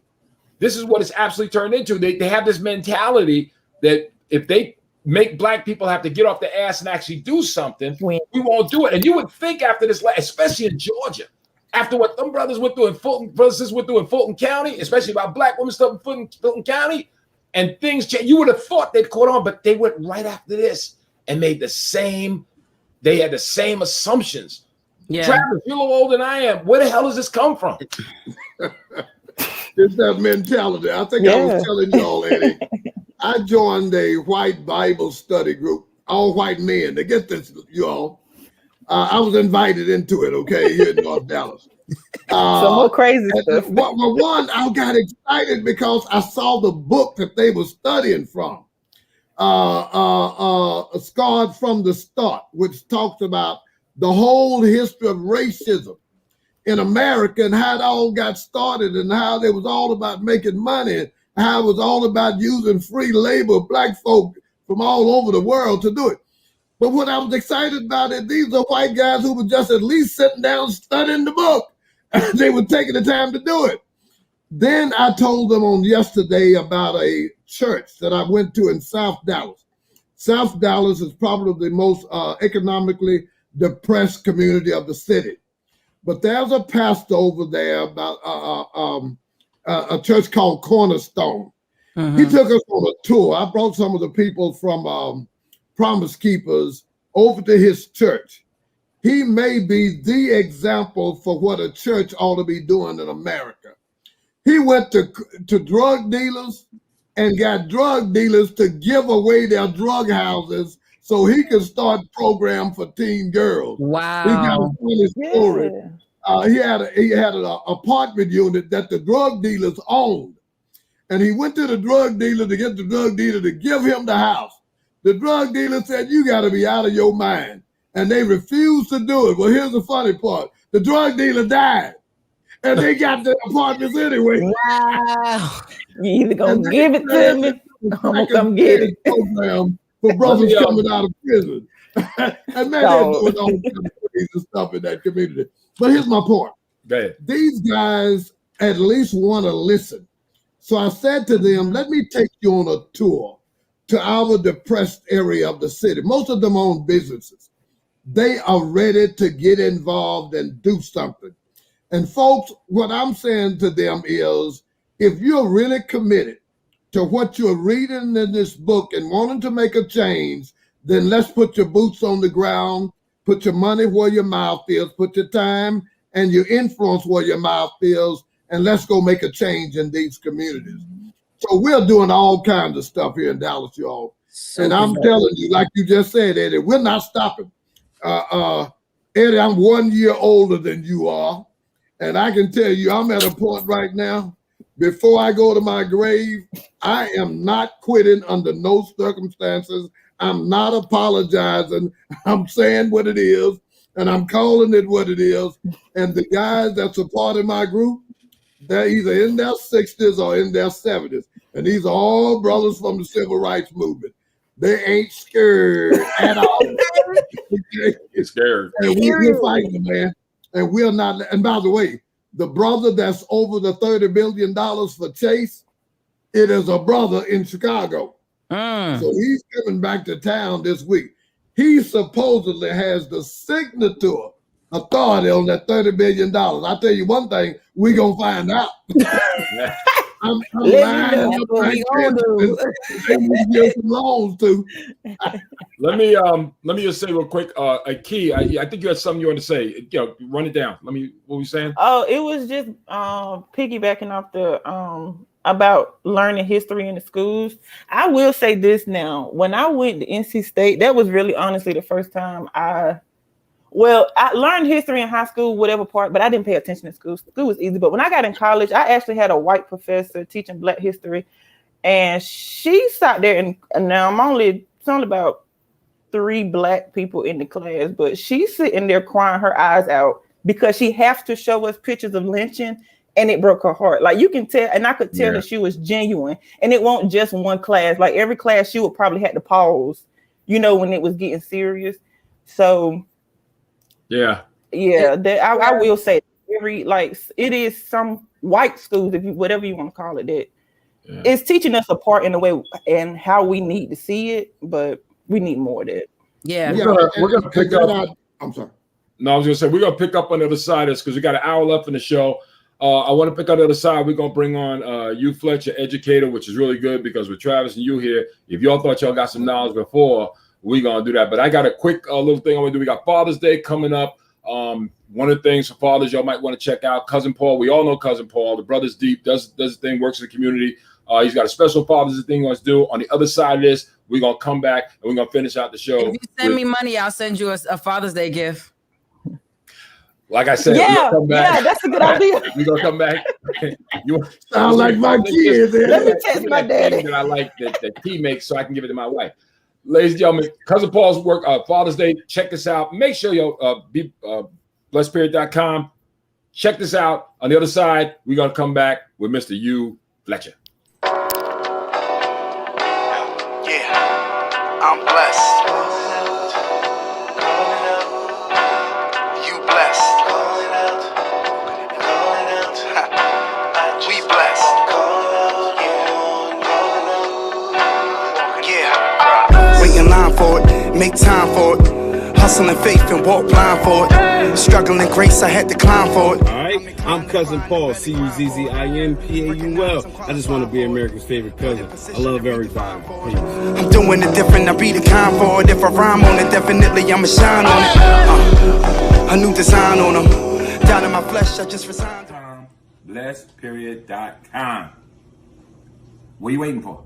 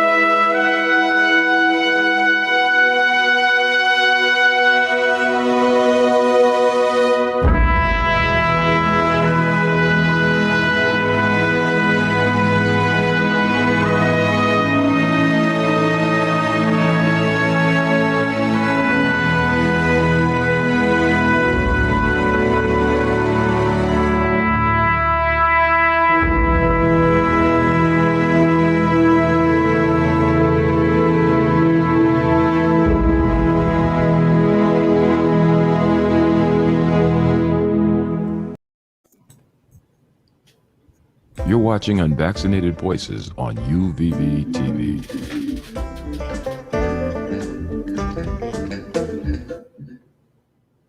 Yeah, like I always say, take that, James Earl Jones. Yeah, I'm telling you. Ladies and gentlemen, welcome back. Last hour of Unvaccinated Voices, Juneteenth, celebration of freedom. At this time, I want to bring on this guy. You folks heard me talking about him many times before. This young man right here is an educator, an activist, and just like Travis Wortham, this guy doesn't talk the talk, he walks the walk, and knows what the hell he's talking about. But don't take my word for it. Find out for yourself. Ladies and gentlemen, coming to our show right now, my man, Mr. You Ain't Nothing Changed Fletcher. He in the house. Give him some love. That's right. Our final guest of the day. We're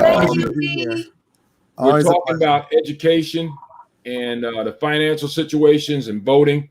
And we're just talking to Travis Wortham Jr. about this. And he was saying that the thing about it is right now, Black folks need to get better grasp on our financial side if we extend to making any type of gains. But as Key was also bringing up, the educational side. Why don't you address that for us, you? So the two go hand in hand. You know, you can't exclude one or the other. First of all, the economics of education are part of the reason why we see the disparities that we are seeing. It's designed so that our youth do not gain the economic knowledge that they need in order to progress. So you have to wait until you're an adult to figure it out. And whereas you see in other communities, you'll have a junior achievement where a guy will come from a major firm and teach high schoolers, middle schoolers about financial literacy, about how to do stocks. You don't see that in a lot of the inner city schools. You don't see that in a lot of the predominantly Black areas, because it's as if you guys, if you want to know this, you got to find out on your own. And I know this for a fact because I went to the schools where this is being taught, and I work in the schools where they're not being taught. So there's that side, but also there is the lack of them learning about who they are and what their history was. And because of that, there's also a lack of goal setting that is imparted in our young people. Just the other day, I had a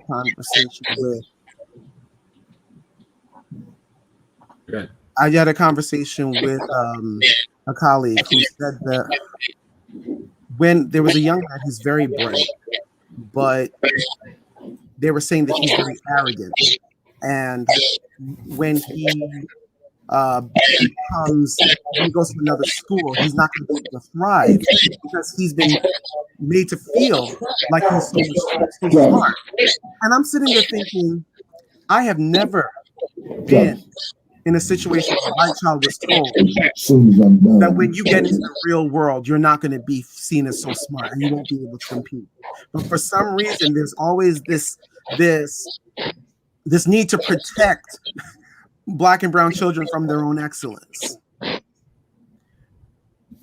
And so we have to get inside of schools. We need to get on committees. We need to get on boards. We need to be in those town hall meetings and address these issues so that we get those things and those opportunities for those schools. Because you cannot rely on one teacher, one great teacher in a school to reform everything. We just said real quick before we go any farther. I think we're getting feedback from you. Yeah. All right, let me see. Travis. Yes, sir. You heard what he was talking about. Can you just give me a little response on that? Yeah, and here's an idea. One thing we got to be real careful about in being able to educate our children. And by the way, here's an added something that I don't think I've shared, Eddie. Part of what I do in my part-time work is teach financial literacy, money management, and owning a business to 6th graders. And we do about 100 at a time in a setting where they run their own businesses. It's something that was designed inside of a school. And boy, it should be nice if y'all ever in Dallas get a chance to come see what we're doing, because it's kind of state of the art. But he is right on target. Our children are not being taught. They're not being taught the critical theory. And now that the governor just passed the bill to make sure they don't get taught critical theory, here's what I'm clear about. We have to teach where our people frequent. So where do our people frequent? Beauty shops, barber shops, churches, in our programs in our community. That's where we're going to have to start to educate our people on all these issues. I am so excited about this pastors thing and this money, because we think we can start a movement with that if we can start getting more and more pastors to start taking their money out of these banks and finding banks that are sensitive to Black issues. So this education piece, as he is saying, is a part of how we get there. We've got to educate our people. And what I'm learning is most don't know, even pastors. When I met with those pastors, most of them don't know steps they must take in order to enhance their churches and take them to another level. We need some church one-on-one just in finance, folks. But we're going to help them too. Yeah, most definitely. And that's where it comes down to what I was saying earlier, and getting back to having that community. It takes a village to raise a child. Unfortunately, these the newer generation parents, they're all on this. You can't tell my child nothing. You can't tell my child nothing. But I learned financial literacy outside of school. You know what I'm saying? My mother, she's the numbers person. She taught me how to do certain things, she's not somebody who's going to do it for me. She's going to show me how to do it. So you want to file your taxes? Like, she files my taxes now, but the first couple of years, we're going to sit down and you're going to look at what I'm doing. I got this from this line and this came from that or whatever. So, my uncle, I talk about my uncle all the time because he gave me so much wisdom when it comes to learning critical thinking. I gave the example before. Geometry was not my jam, right? I could do everything else with math, but something about when you decided you want to throw some shapes in there, I don't understand what's happening, right? So I was getting tutored by him, and I would have the right answer. And he would do me like a 2-year-old. But why? But why? But why? And then he'd be like, I'm teaching you how to think. And I'd be like, yo, but I thought of the answer. I don't understand what the problem is. But he was like, I need you to learn the process of how to do that. And the education system, I often see a lot of people that say we need to learn financial literacy, but they also say instead of, right? Again, we got to stop limiting ourselves. Grade school, what I guess a lot of people don't seem to realize is grade school is when you throw everything at these kids. You try to figure out which one of these things you like, right? Oh, never going to use math, never going to use algebra, but you expect that your money is right when your check comes in. And trust me, if they short you even 2 hours, all of a sudden, all that algebra, you filling in all those letters that came in that equation because you know that check ain't right. You know what I'm saying? You're expecting these things. So there's going to be one kid that falls in love with science. I wasn't that kid, but I go to that kid every time I have a throat ache or when my blood pressure is up. I go to that kid that loves science, right? When somebody doesn't like English, right? But they go to these people when they got to read a book, when they got to figure out which direction to go. Somebody got to know how to spell, you know what I'm saying? Do not enter. You know what I'm saying? Oncoming traffic. Somebody got to be able to spell this stuff. So our education is so important, but I want us to always remember we have to first stop limiting ourselves. We have to, like Hugh said, Travis said, we need to make sure that we are a part of the school. My mother and I Hugh can attest to, my mama will show up to school out of nowhere just to say hi, just to have lunch. Like, what's happening right now? Why are you here? You know what I'm saying? Because she made herself. So teachers couldn't play me the way that they tried to play some of these other Black kids, because they knew my mama was there. My grandmother was there. My aunt was there. You know what I'm saying? If my dad is in town, he's there. You know, my dad called. I remember one time he called me because he thought I went Hugh. He thought our school was called Altamonte Springs High School. So he was trying to find out some stuff, and he done called these people and cuss these people out because he know his daughter goes to Altamonte Springs High School. Okay, it was definitely Lake Brantley. I was having my moment. I wanted to know what my daughter was. It's there, but you know what? You had parents that actually gave a damn enough to do it. And that's what I'm saying. And I do the same. And I do the same. I did the same with Makai. Mm-hmm. They couldn't get away with certain things with him because they knew they were going to see me. I would just be there just because I want to come in here and say, hey to your teacher, how you doing? How's the class going? Do you need anything? You know what I'm saying? And the parents' involvement in their education, if you are there and you are front and center and you command, because remember I told you, my uncle said there's a difference between demanding something, commanding something. Demanding, you give them an option. Command, there is no option. So you go in there and you command that your children learn, even if it is to start out with bringing someone on that has some sort of program after school where you can learn. If that's the way we start, that's the way we start. You know what I'm saying? Because Hugh, when we were in school, I only remember one semester of the Black History class that I don't remember it after that year. And you could correct me if I'm wrong, but we ain't have that. You know, but we got to make sure that we make that noise and make sure we come in as a village. And if your children have graduated, you can still speak for that next generation. They don't have to be your child that's in there. We have educators like Hugh that appreciate when parents come and they're involved in a good way. You know what I'm saying? So yes, education is key. Education and community. And it's funny because Justa Verse mom just came on, and I don't know if people know that story, but Huey's mother actually made him repeat a grade. Bringing up my past. Yeah.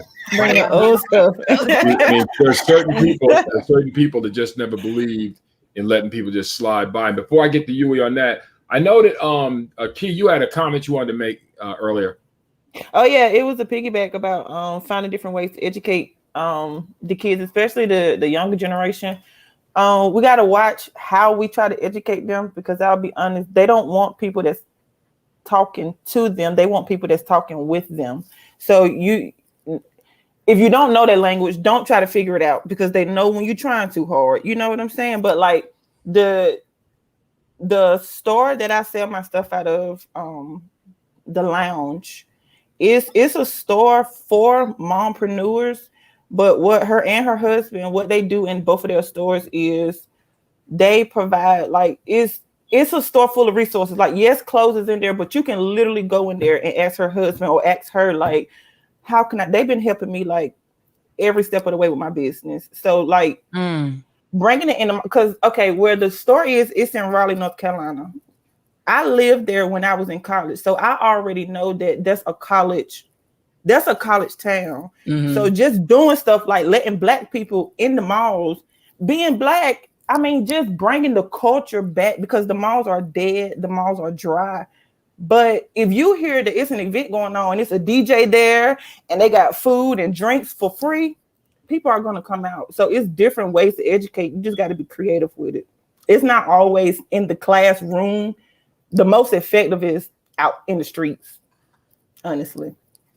Let me ask you, Huey, you're talking about one of the things that's going on as far as we talk about the education, right? Now, I know, and those that have watched, you know, what your criteria is when it comes down to education. What can be done better to make schools, because you have to understand, people like, especially at my age and Travis' age, we grew up with white kids right alongside of us learning the same lies and the same BS.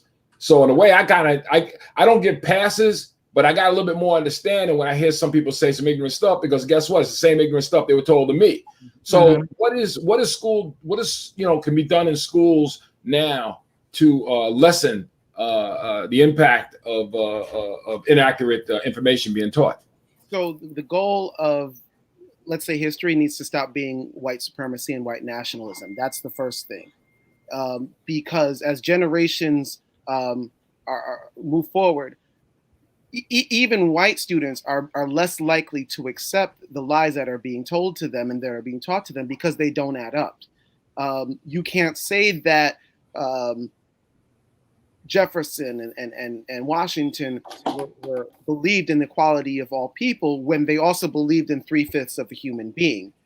Right. So you have to have a reckoning with what the facts and what the truth is.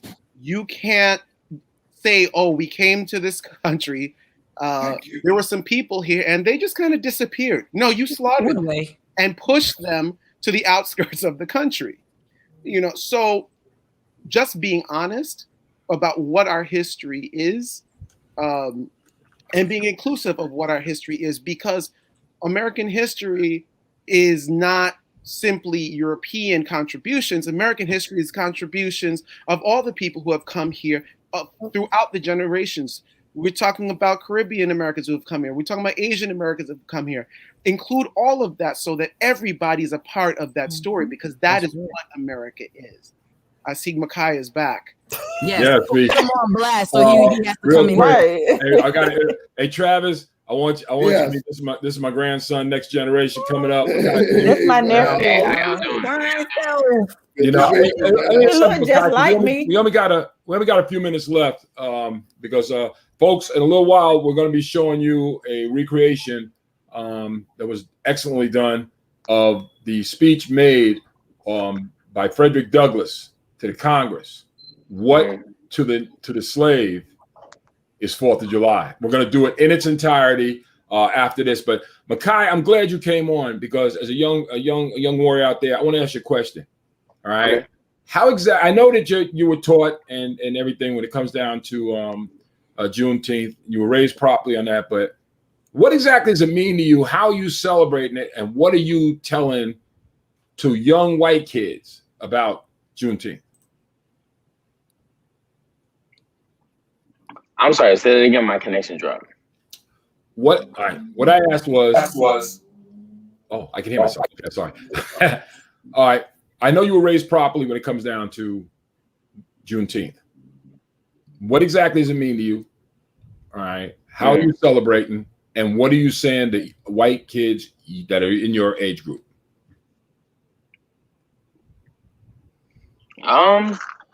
Juneteenth it's not new to me per se, but it's like it has a different meaning to me now. So I guess it's one of those holidays where I really just like stop and I'm proud of the fact of how far we've come.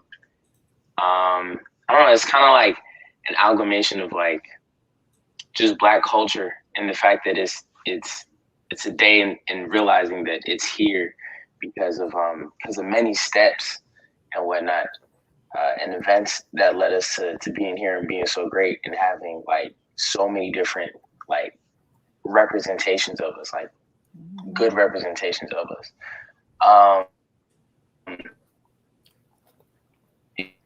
That's what I was quite. He was asking also about what are you saying to white people your age about this, about Juneteenth? Are you saying anything to them?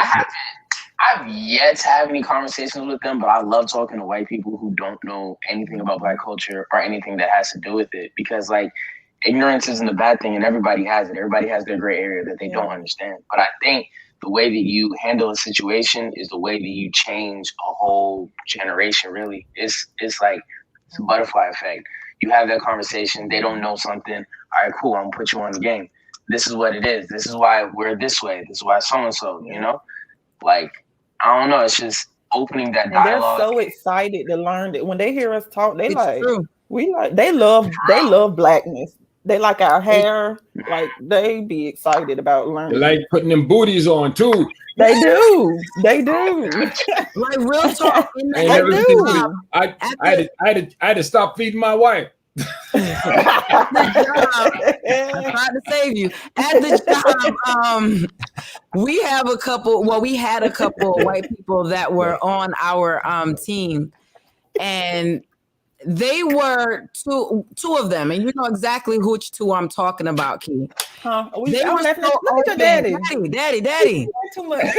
Right. Like, come on, come back to it. We have two people that were on our team, and they were always very open. And this is the most beautiful thing about the two of them. They knew when to shut up. They knew when it was time for them to listen, not in a disrespectful way, not in anything. And then what's the wild thing about it is they didn't just shut up, but they took in. You know what I'm saying? And started acting like this. It's true. It's true. For fun, like especially my boy Josh. I put your name out there, Josh. He's my twin. Josh is my baby. Josh is my baby. But the beautiful thing that we can recognize is while there are many people that are melanin deficient, that have a whole bunch of negativity and stuff like that, we are up on a generation where they are sitting in this spot where there's so many more that's just open to learn. And that's why, curse the devil, give them they do. But I get mad at the Kardashians, but at the same time, they kind of just, it's like they kind of just made it cool for the white people to be like, we do kind of like that, though. But but Makai, first of all, I need you to make sure you ask for your time and a half, okay? Because it has been signed in the law. So when you go to work, you make sure you voice that, okay? And take Monday off. So no, that's not my business. Keep comfortable now. You made me lose my whole train of thought. I forgot what I was going to ask you, Makai. My bad. Daddy's on you. Well, I'm sorry, Eddie, can I share one thing? Hold up. We're going to wrap up a little bit, but what I like to do is he has my book in his hand. Before we cut out, because I want to get to this, Frederick Douglass speech where I think everybody needs to hear. That's how we're going to actually end the show. We'll have everybody. I'm going to do a round table real quick. Everybody speaking. I got a solutions that I'm putting up that I think is appropriate from Karina. But I'm going to have everybody have a parting word for us, whatever you got to say. And I'm going to start with Makai because I know he's got the first one that got to go. Yo, man, on just Juneteenth, man, what knowledge you want to drop? What message you want to leave?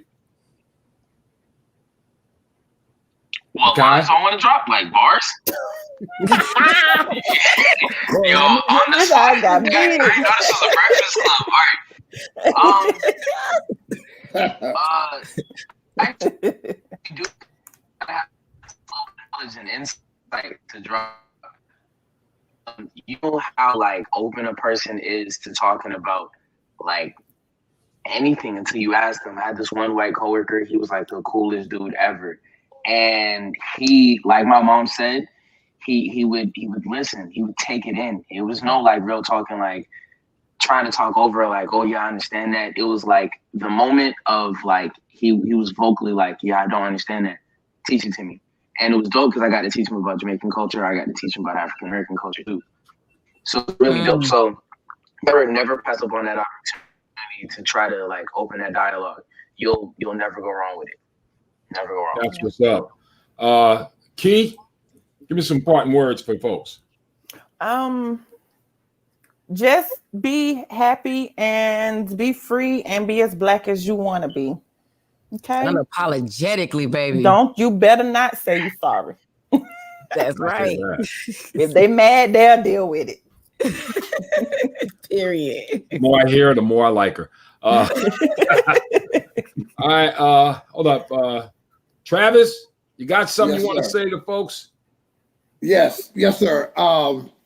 Take the opportunities within your sphere of influence to make an impact with race relations. Educate as many whites as you can who are willing to listen and who are not Trumpsters in their thinking, because here's what I've concluded. If they are, I am not going to waste my time on you anymore.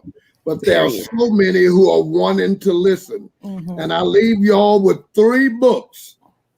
The first one is called Stamped from the Beginning. Man, that's a good read. This is how the whole race system and white supremacy was set up in America and across the world. The second one is White Fragility. This is the one about why white folks don't want to talk about it. Anything to do with race. What's behind all of that? And then the third one I don't have in my hand, somebody got it yesterday, is The Black Tax by the name of a guy by the name of Sean Rochester. That is what we are owed if we were paid from slavery through all the discrimination laws and rules up through the day as to how we have been left out of the PPP money and everything else. That book is about what we are owed had we charged white folks for what they've done to black folks in this country. Boom, boom. Mr. Travis, boom. I'm about to call you Unc. You Unc from here on out. Daddy, put my picture up. Put my picture up. You already know it. You Unc. You got it. Okay, and I already sent my son a copy too. My daddy got a copy. I got a copy too. From now on, you are Unc. Okay? Justa Verse. Give us something.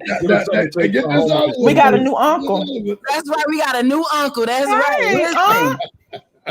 Well, I love it. I love it. I need some more killings. There you go. There you go. This whole thing is amazing. And what I want to leave everyone with is this. Again, please don't be so woke that you become an insomniac, all right? Take our victories that we have. Do not allow it to pacify you, but instead acknowledge that we've taken it a step further, and let's check that off and celebrate. Get something out. Take a moment to celebrate, because if you constantly struggle, you end up angry. You end up being that stereotypical angry black person. We got to take a moment. Makai just said it. He's 21, will be 22 in a couple weeks. And Makai just said it. He thinks about Juneteenth, and he thinks about how far we've come. Guys, we have come a long way. We got a long way to go. But you got a panel of people right here. This ain't even a fraction of us. This ain't even a fraction of us. And within the last 3.5, 4 hours, the amount of knowledge and the way that I personally have been fed, it's a beautiful thing. And it just gives me the energy and the motivation to say, okay, cool, we got Juneteenth, check. Let's go ahead and go to the next thing. Let's put this education back in the school. Let's get our anti-hate bills and all those stuff taken care of. This just fuels me more, because seeing what we've done shows me that we can't do anything but keep going. We got to. So happy Juneteenth. You Fletcher, ain't nothing changed. Tell us about it. So just want to piggyback on something that Justice said, as well as something that Keith said. Don't tell me that's not my child. If that child looks like me, that is my child, and that is my responsibility. Period. So don't worry if people don't want you to impart the knowledge that you have, don't want to give them the empowerment, don't want to give them the discipline that they need. You give it to them anyway. The least that can happen, the worst that can happen, they don't accept it. But trust me, if they see that you care and that you're concerned and that there's love there, it will make an impact. And also something that Keith said, you don't have to sound like them. You don't have to have the same background as somebody. My students will tell you, they know that their experience is different from mine growing up. They know that we have a completely vastly different experience, but what they also know is that I showed them that it's possible for them to have the same kind of life and the same kind of advantages that I ended up having. So impart knowledge, impart wisdom, and show them that you care. I want to end this thing on this. Everything that could be said has been said, and we as a people have got to learn that we are important. For years, since 1600s, we've been taught that we're not. And it's to that end, I want to present one other book that I brought you folks a couple of weeks ago. Tell you right now, it's not a long read, but it's called The Miseducation Negro by Carter G. Woodson. Ladies and gentlemen, if you don't read nothing else, read this. Because this man wrote this book quite a while ago, and I had never heard of it until somebody laid it on me, right? The Miseducation of Negro. Do not miss that. Check it out. We have so much more we can do with our lives, and it doesn't start until we get off our asses and actually do it. So I'm not the only person that has it. Right? Of course, somebody else had to try to show me up, and that's fine. If it ain't none, I'm going to read you. That much I will tell you. During her time, I didn't put nothing up on her time, but she had to go do that. I want to make it a point to thank all the guests we've had today. It's been absolutely a great moment. And before I get to that, I always want to tell you folks what's going to happen, because we're doing this on StreamYard. StreamYard only gives me 4 hours. It's not enough time for me to play what I wanted to play. And that was the speech given by Frederick Douglass. So what I'm going to do is go to our Facebook page, and I will have it up there. It'll be up there within 10 minutes after we are off the air. Also, if you get a chance, check out the end credits. There's a very important message at the end that we really like y'all to see. We're supposed to have comedian Billy D. Washington out of Houston was supposed to be joining us today. Unfortunately, he couldn't make it. He had a family emergency that came up with his dad, and we send in peace and blessings and all the prayers out to him. And I really hope everything turns out right for him, because this is a good brother. We will have him back on the show in the future. And trust me, the education will not stop. I want to give some special love to comedian Rhonda Hansome, who joined us earlier. Billy D. Washington, of course, we give him the love. Mr. Travis Wortham, any doggone time I can have you on, sir, it is worth it, because you and between you and brother Hugh Fletcher, I also want to thank you for coming on. Anytime I have you guys on, it is absolutely it's an educational thing for all. We need an episode with Unc, Hugh, and John. Woo! There you go. There you go. Can you imagine? And of course, want to give love to Shay and Yaya Jules. She wasn't able to make it, but y'all will check that out. Remember, we got a show coming up. This is no longer just Unvaccinated Voices. It is the UVV TV. So this is a network, y'all. It's gonna be down, and it starts out with my favorite philosopher, you. So it's all about. If I should call it UTV Fletcher, because hopefully it can be just as smart as you. Hey, but don't forget, one of the things we're gonna have. We got filming going on right now. We're working on it. It's Just the Conversations. You can find all that. You'll also be able to check out Just the Conversations on melanatedverses.com. Folks, don't cheat yourself. This is your time. Let's make it the right time for all of us. On behalf of myself, Justa Verse, the Queen Karina Ford, who's going to end us off with Solutions, and the Professor John C. Hinton, I want to say to every last one of y'all, God bless. Thanks a lot for joining us. You have experienced Unvaccinated Voices, and this has been a very special show for me. And Makai, I'm sorry, did I forget you? Yeah, I did. Anyway, and him. Do you need that Cash App? No, I want to thank my grandson Makai. He also granddaddy support is a thing. But with that said, folks, I'm out of here. Make sure you check out the end credits. I think you're gonna get a kick out of it. This first one. Happy Juneteenth! Happy Juneteenth! And here it is, the Queen. And happy Father's Day! And happy Father's Day! Yes, Daddy, I love you. And don't forget, happy Father's Day! Don't forget to check out Cousin Paul. He's got some good stuff there. BeBlessed.com.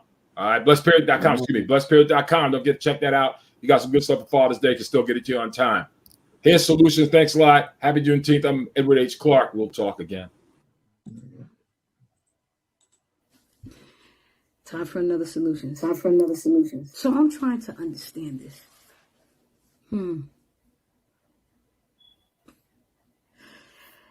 The caregiver of her own children and children that she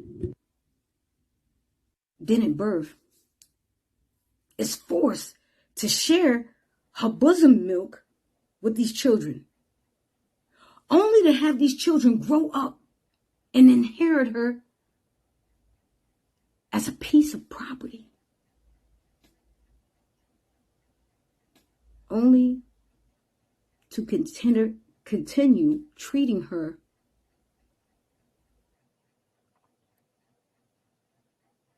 abusively. The same woman who has been raped by her captor, oppressor for decades. And still had to find a way to please her husband. You can't imagine that. The same woman who is disrespected by everyone, even our own men. You see, because our men have taught others how to treat us. Since they disrespect us, everyone does.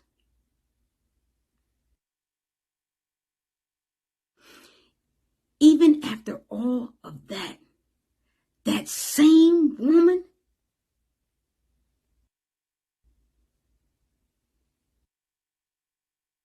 has that man's back. She's still a nurturer, financer, teacher, and loves that black man.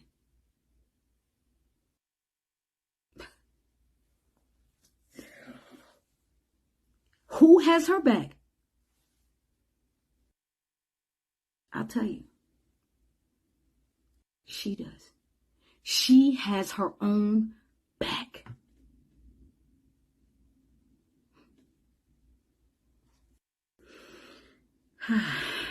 I know, a lot, right? It's true. She has to have her own back. How about this, though? How about we protect the global nurturer? Because that's what black women are, global nurturers. We have nurtured the world.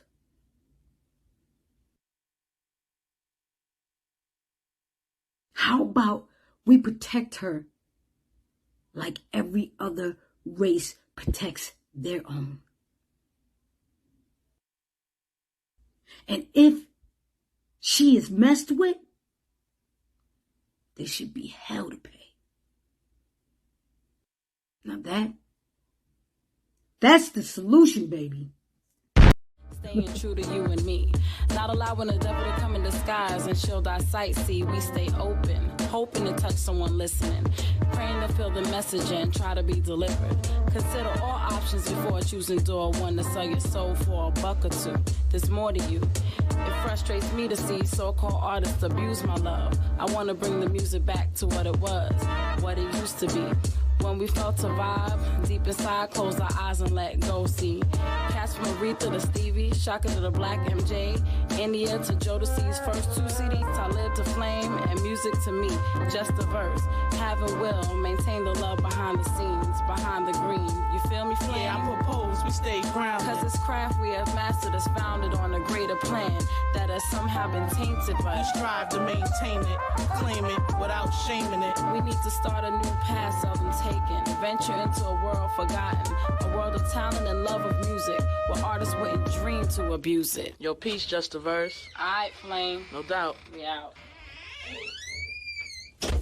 Let's have a conversation. Have a conversation. We can have a conversation. Have a conversation. Let's have a conversation. We want a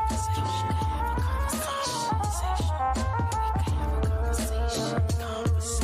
We can have a conversation.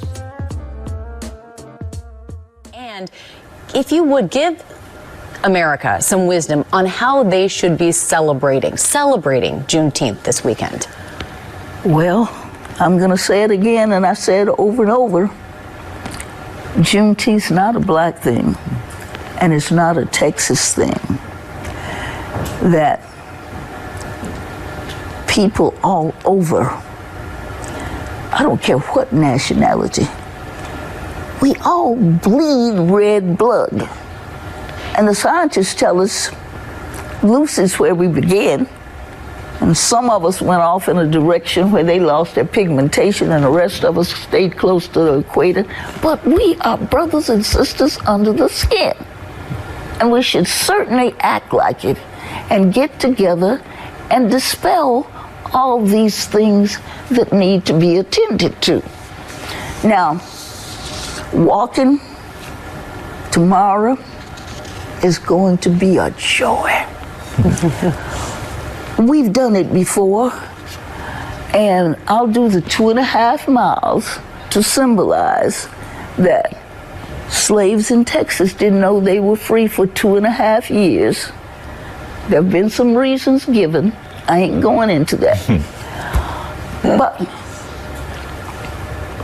we need to go about the business of everybody participating.